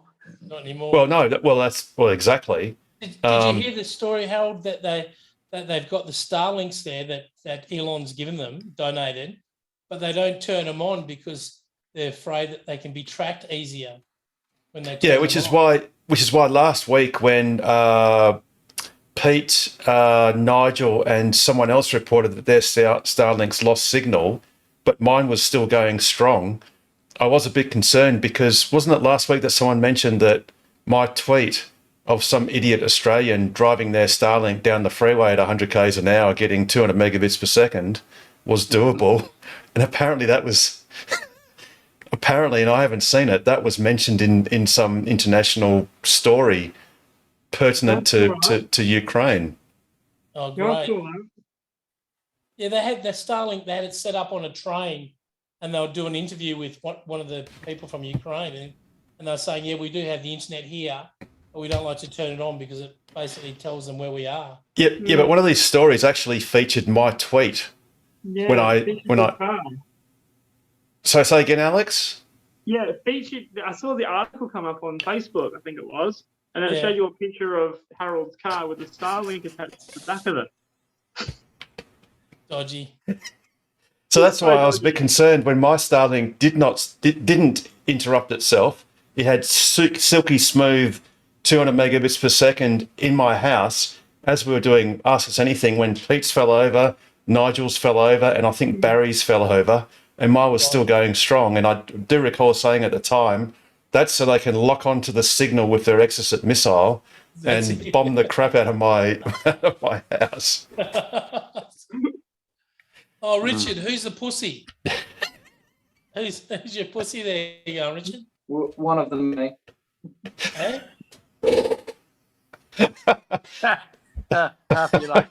Oh, One pussy I'm and off. lose your dog. is this show your pet night, is it? Bring your I support. bet you that dog's got the cleanest teeth ever. That's Isn't is that bring your support pet? it? It's a comfort pet. Therapy pet. See you guys. See you, Pete. Take care, See you, bud. Pete. Take care. Bye. See you, mate. Oh, you're Take gonna it be easy, Yes. So the Tesla thing, it's the problem is, well, like you say, Jared, anything can happen. I mean, they are talking about off ramps. That they are talking about giving Putin an off ramp to, how to unwind he's made gracefully. a very bad decision, and he's fucked it up big time, and he's getting caught out.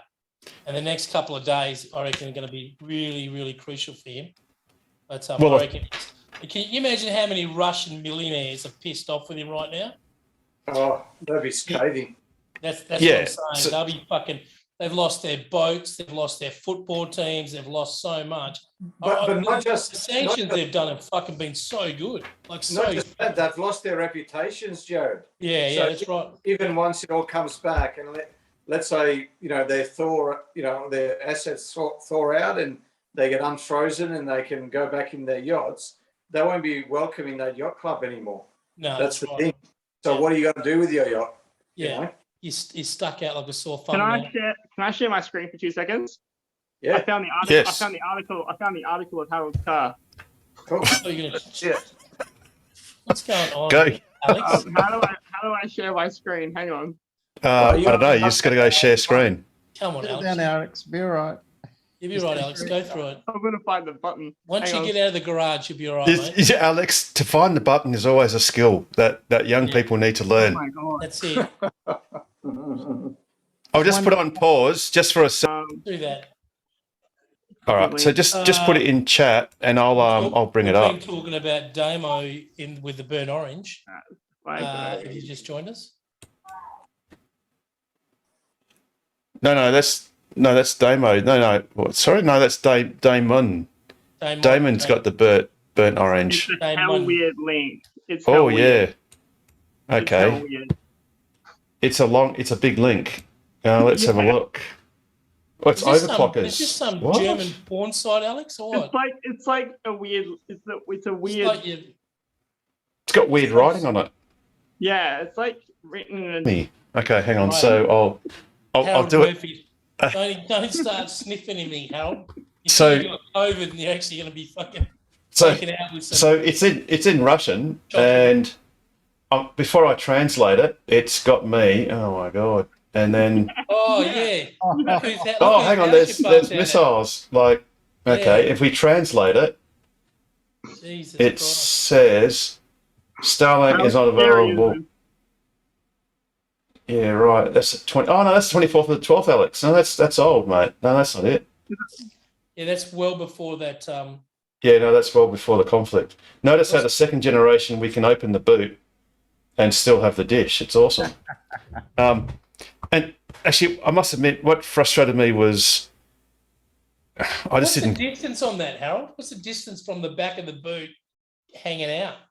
Are you over the limit there? No, that's not even a meter. No, it's not under even. a meter? Okay. It's well under a meter. For all of those Department of Transport inspectors that have watched this program, Love you. yeah, love you. Big shout out. What I wanted to convey, this is before the Ukraine crisis, obviously, was I wanted to put a request out to SpaceX, and I think that's what Elon Musk has alluded to when he was talking about terminals that are compatible with using cars or vehicles. Is in fact, you can see on this image here, south is actually coming towards the camera. So I took this photo on the south side of the car, so you can see the dish facing sort of towards the camera. What it actually does, and anyone that's got a Starlink dish, once it powers up, it first starts completely horizontal, so looking straight up at the sky, and then after a few minutes, it works out the constellations and stuff, and then it will lean at a slight angle towards the south. I'm not sure if it's dead south or if it's slightly skewed off to the west or whatever. And it seems to do that to optimize the density of satellites that it sees, because in our latitude, there are more satellites that are doing that curvy bit at 57 degrees south latitude. So it sort of points south. In the northern hemisphere, it does the opposite. It points towards the north. If you're on the equator, it probably just points straight up. So when you're driving your car, obviously, if you keep going in one direction, it's fine. It just points south, and that's all it does. In fact, I thought there might have been. Oh yeah, here's another. This was on the freeway on the most southern part where it sort of worked. Well, it was at the edge of working towards Baldivis, and it's facing due south, basically. But when I turned around, the dish doesn't respond instantaneously. It sort of takes a while to work out what it's doing. But even though the dish was actually facing the wrong way, so let's just say it's supposed to be this, it's supposed to be this way, and I turn it around, it's facing that way, it still worked very well. So what I wanted to convey was it'd be great if I had a mode whereby it would just point straight up and not move. And I think that's exactly what Elon Musk is doing with SpaceX as a moving vehicle version. Is it just points straight up and doesn't move, because the phased array can pick out all the satellites perfectly well. Just like a plane. Yeah, exactly. And that's exactly what the planes would do. You just have it pointing straight up, and it might be a slightly larger dish, but mine was facing the completely wrong way and still getting 100 megabits, which is still lightning fast, Still faster than Telstra. But anyway, Richard, that's one happy pussy, by the way. A couple of his fleas I saw jump off him, gone into your beard, but that's all right. Don't worry about that. Maybe I gave him the fleas. Oh no! I was just going to say that the starving fleas on your head, Richard, would definitely jump onto your pussy to get more nourishment. But enough of the Mrs. Slocum references. It's it is getting so good. So good. Getting late. It is getting later. One thing I just want to mention, well, before we start winding down, if we haven't already done that for the last hour or so, is how's this for coincidence? If you look at the Tokwa YouTube channel, which is it's youtube.com/Tokwa. Don't be confused. Not when you're operating machinery, not to look at that channel. Precisely. Or under drugs at any kind. But how interesting is it that apart from our 4 hours, 11 minutes and 31 second episode, the one before that, the week before, was 3 hours, 26 minutes and 54 seconds. And the one before that, totally at random, was 3 hours, 26 and 30 minutes. We missed it by 24 seconds. Which is the one that you did with Russell to 1:30 in the morning? Oh, that was probably... We did have a lot of pause time, so okay. Maybe it was the 4 hour, 5 minute one, possibly. There have been a few, as you can see. Where is Russell tonight? Did he send his love or? No. To be honest, there's no love from Russell. Pete's got a night off. Pete's not getting bombarded with very hard questions from Russell. No. which we always love. We do love. I'd call Russell the fact checker. Oh, no doubt about that. He's definitely the fact checker, and that's good. It's good to check your facts. Absolutely. Before we wind down, has anyone got any other content that I might have forgotten or any news? I think we've got most of it covered, but open for any last drinks. Oh, Lance, what car did you order, by the way? I forgot to ask. I got long range. What colour did you get? Yeah, poverty. I went poverty. I got the dark interior. So that's good. It's okay. Everything's okay. Go the baby wipes. The world is stable. Poverty pearl white with black seats. Nice. Yeah, pretty much 95% of what's on the road at the moment. But I look, in all honesty, I got the white because I actually liked it. I've had plenty of charcoals, I've had blacks, and I just wanted something different. And so it just was the cheapest one at the time, which wasn't the reason why I got it. But hey, look, one comment. Let's get it vinyl wrapped. Go. I'm going to get I wasn't going to wrap it at this stage. Yeah, go, Lance. Before you forget your comment. Yeah. Go, ask what you're going to ask. Oh, look, a couple of weeks ago, I asked about the frunk, the automatic frunk mechanism. So because I haven't got the car yet, I was just inquiring about it through Tesla's. And they just got back to me and said that with the newer Model 3s at the moment, apparently there's a bit of a hardware conflict and it's not working properly. So just a bit of a heads up for those with the new vehicles. Apparently the new batch coming through, they're hoping will address it. I don't know what the issue is, but just a bit of Cooper, you aware of that one? No, I've got mine's an old car. It's 7-year-old Model 3, my one. That's good to know, actually, Lance. So, yeah, cheers for that. Yeah. So is that the hand show? Is Tesla's the hand show? Yeah, he says the hand show one.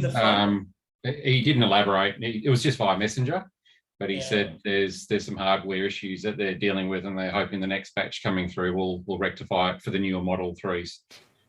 Is that the one where you wave your foot in the front, Lance, and it opens? For the frunk? Yeah. Oh, I wasn't aware it had that capability, to be honest. Yeah, well, Richard, it's an extra. It's an additional option. It's an optional extra. Oh, it's an optional extra. Right. Okay. Yeah, I wasn't aware. Yeah. Hey, we should mention there's a guy starting up or trying to start up a Tesla's accessories competitor in Perth, in Gwilla. Okay. Okay. So don't know. Is he one of your mates, Pete? What's that? Is he one of your mates from the Czech No, Republic? I don't. No, sounds like a plug. Where is it, Pete? Sounds like a plug. In Gwilla. So Rob Dean sent around to the committee some info about it earlier today. Yeah, and to be honest, I haven't read any of those emails because I've been flat out. I guess what's safe to say, well, what's appropriate to say is that watch this space. We might have some news about that maybe by next Ask Us Anything, surrounding like discounts for TOCWA members and some other benefits as well, perhaps. About But fucking time. That's it's what in a bit of a yeah, we're getting there. But to be honest, Pete, fucking time, I've got to admit, I'm really sorry. I've seen a long email thread, and I haven't processed it yet. But there is some. Finally, we're going to get some relief for our $20 a year that we spend. We're finally going to get something back. Now, this is something that I should have. Well, I think Pete, can you look? I've only heard about this, so I haven't seen it. Have I gone? He's off. No, you're back. No, I'm back. I could hear you the whole time. No, you just completely froze. Oh, there you go. Hang on, sorry. So, Pete, one thing, it's a bit late in the show, so we might repeat this next week. So apologies for those YouTubers and people still in the room.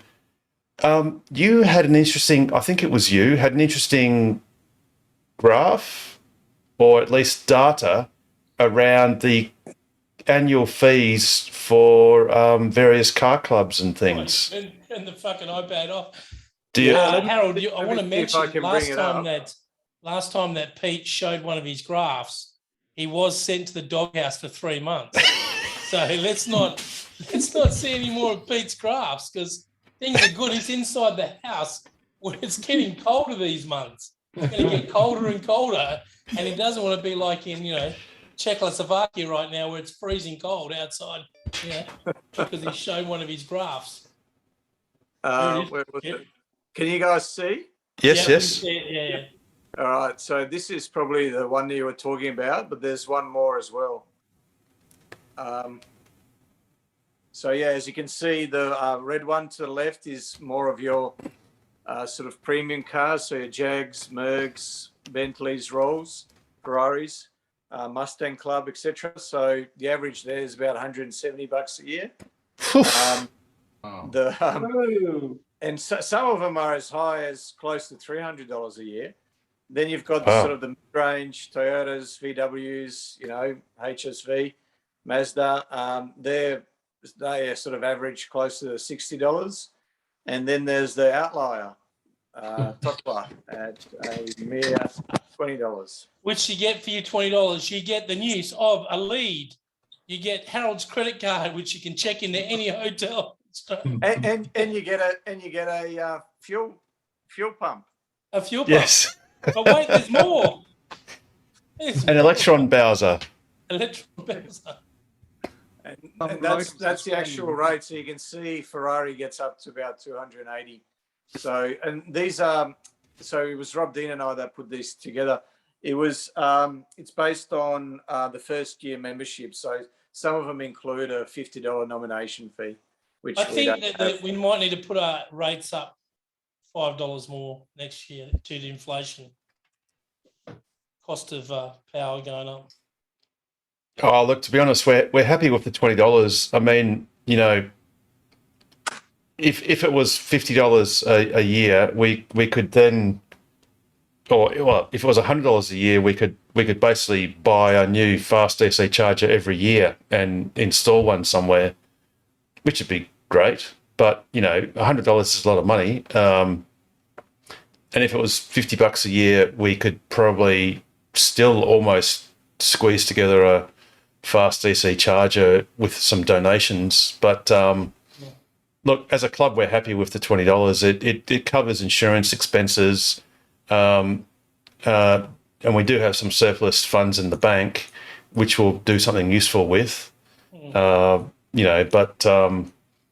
the great thing is it's great value because you get to borrow, obviously, spare tires, charging adapters. You get to buy a 3-phase, full power, full rate mobile charger, for basically half the going rate.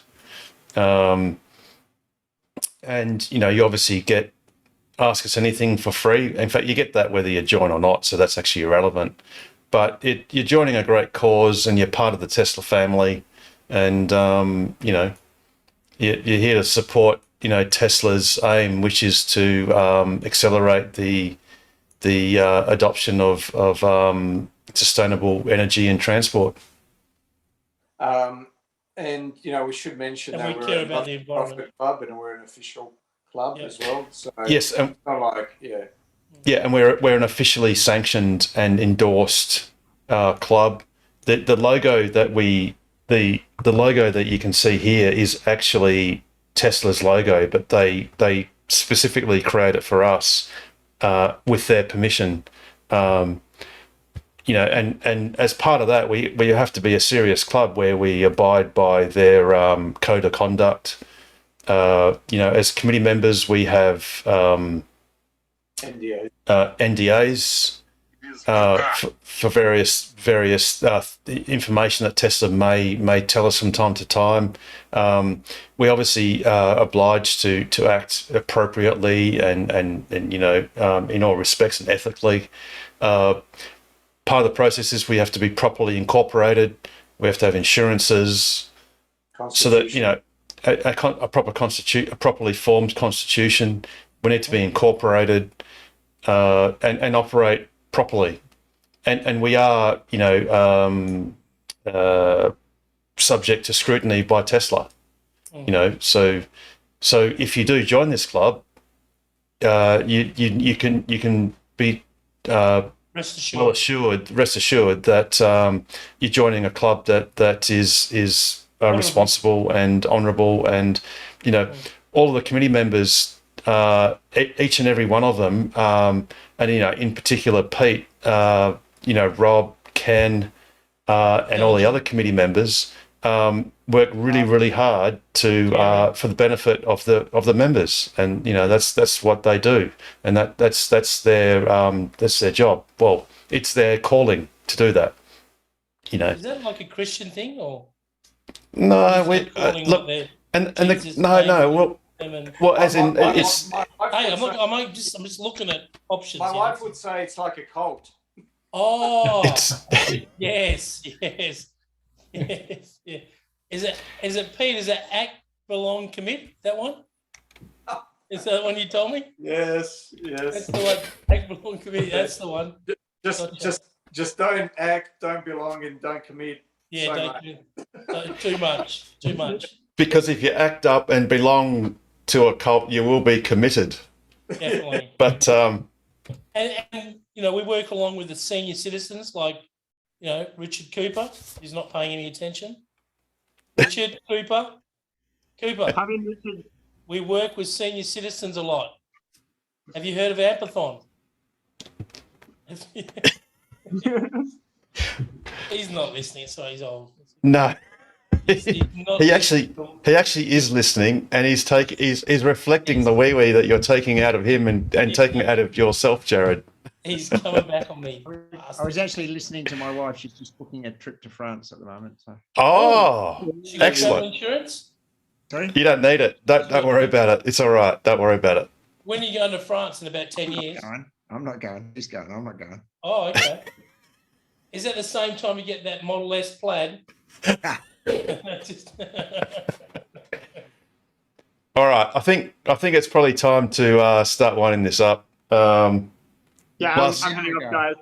Yeah, you've been up late tonight, Alex. What's going on? I know. I'm shocking. I better go because I'm going to get told off tomorrow. Otherwise, all right. Go.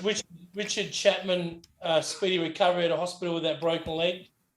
He looks like he's laying in hospital. Go, Alex. You need your beauty sleep, mate. We don't. You're beautiful enough as it is, but go to sleep. And thank you for a good night, everyone. And we'll see you guys next week. Look forward to it, Alex. Take care, mate. Broke a leg. Bye, everyone. Thank you, Alex. Alrighty. So, unless anyone's got last thing, we might wind this up. Jackie, I'll be in Esperance when you're having your next meetup, unfortunately. Oh, cool. They've got the internet in this Esperance, Richard. So you No, can this is log when- in. This is when you're boozing and feeding. Oh yeah, but that's not all night. That's only till 6. You- We don't start till 7:30. You can always catch up with us on YouTube later on there, Richard. But yeah, have a wonderful time in Esperance. You're taking the Tesla, I trust? Yeah. That's Fantastic. Well, give the Ravensthorpe a little squirt. Pro tip: if you you charge up at Williams, as you know, it's Margaret River near Albany. oh cool. Okay, no worries. Yeah. Okay, cool. Going to the Margaret River charger. Just check on PlugShare check on PlugShare. I thought the Albany Visitor Centre charger had some issues, but I think it might have been fixed. So just check it up on PlugShare. Margaret River Supercharger seems to be coming and going still. Is that still on the? Is it on the pin now? Is it on the app? Yes, it is, but it is. You can't see it on your app while you're in Perth, but it seems to be wavering between temporarily offline and online. So, but Richard, you can charge the RAC 50 kilowatt charger around the corner in Margaret River. Oh yeah, the top Plug end. in every night and drag. And it's highly likely that the destination chargers next to the superchargers are available. So you could just park your car there. I presume you're staying overnight in Margaret River? Yeah. So I actually stayed a couple of weekends ago just diagonally opposite. It was the Margaret River Hotel or something like that. And it's literally diagonally opposite the superchargers. And what I did was supercharge for, I forget now, it was about half an hour or so. And then went on to the destination charger, the high power wall connectors, while we had dinner. And by the time we got back, my car was fully charged. So you could also do that as a pro tip if the supercharger is offline at the time, or go around the corner to the RAC one. You got to use ChargeFox, and I believe that you can't trigger the charger using your app. You've got to use the card. So if you've got the card, then you'll be fine. But that's just in Margaret River, which is just down here, and it's this one right here, the Wallcliffe Road. And I think the last comment still. Actually, no one has actually mentioned in the last few check-ins about only. Not sure. Yeah, maybe it still is via card, but yeah, Rich, if you got the card, then that's fine.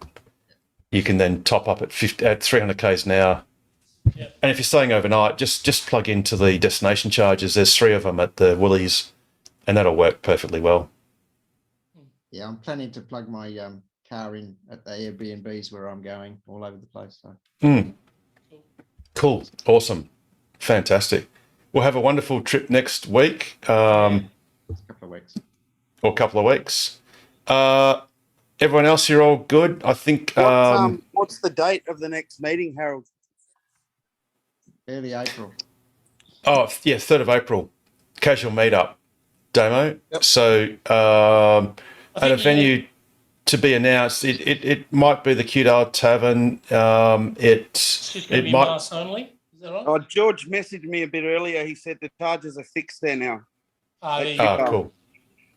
Yeah, no worries. So it's going to be a casual meetup with just masks only, is that right, Harold? I think it's masks. Yeah, well, it'll be masks, and you'll have to. It goes without saying, at a pub you've got to be double or triple vaxxed or whatever. So it'll be normal COVID protocol. I just can't remember if it's seated service or not. If it has to be seated, I don't know. No. You can sit. I think you can sit anywhere. No, but you have to be seated to take drinks. I think you have to be seated. Yes. Yeah. And you've got to be clothed. That's a given, I think. That clothing is optional because clothing is optional, but you have to wear a mask because you have to be properly protected. But having said that, I mean we're in the 16th of March. The stage 2 COVID restrictions were predicted to be roughly a month, and I think they started a couple of weeks ago. So it's possible that we may have transitioned back to stage 1, which would be standing service as opposed to only seated. But in any case, as many people that can come that turn up, it'll be perfectly fine one way or another. Maybe Richard Chapman could bring his motorbike across. Electric power. Yes, he could. I can't because I can't walk. Oh, that's right. He's in the hospital with a broken leg. Maybe they could strap me to it. Maybe maybe just strap you. Yeah, that's a good idea. That'd be okay. It might have to be a bit like speed though. I can't stop. I just got to keep going. Yeah, keep going around and around. Are you keen to lending it out, Richard? We can come and pick it up for a ride and head out there. You can drive my car. Only if you only ride on one wheel. Yeah, Jackie. Richard will take you for a ride. Definitely. I'm not going to slander him. I'm sure he's taken others for a ride too, but he's a very honourable person. Yes. I am now. He's now All right. out of that camp. On that note, I think it's over to Pete. Actually, before then, if you're watching on YouTube, I'm not going to say the like and subscribe and whatever, but do share. Tell your friends, if they're thinking about getting a Tesla, just look up this video. And if by the time they've endured, 4 hours of awesome viewing enjoyment, if they haven't, broken down and just ordered one, well, there's something wrong with them. Just tell them to watch 2 episodes in a row. But please share with your friends and colleagues. And send money. Just send money. Just send money. No. Send money to Tesla. Send the $350 deposit or whatever it is. It's worth it. Yeah. Do it now. The sooner you do it, the sooner you're going to get an awesome car and enjoy the experience. One of my neighbours ordered a Blue Performance yesterday. Oh, fantastic. Nice. Awesome. Perfect. That's brilliant. Nice work, Damo. Fantastic. So I think it's over to Pete, because Pete always is ahead of the curve. Most of us try to we're at the start of the curve, but Pete is well ahead of it. So how would you close this show, Pete? As always, stay safe, stay sustainable, and stay ahead of the curve. Yeah. And that's an awesome way to finish. And just to underline that, stay safe, stay healthy. Yeah, and don't get our policy of fuck Russia. Well, fuck Putin. Not Russia so much, because there's some nice people in Russia. Putin himself can go get fucked. But there you go. And thank you for that, Jared. It's my political statement, and I'll continue that. While Putin's doing what he's doing at the moment, I have no respect for that man. And I wish all the people in Ukraine safety, much safety as they can get. Sad times. And Clee, for all the people of Russia that are just normal citizens that just it's let's just stay safe, everyone, and look and enjoy your cars, because they are awesome.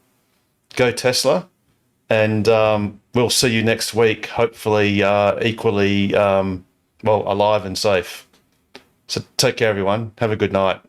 Thanks. All right, everyone. Thanks, everyone. Good night, Harold.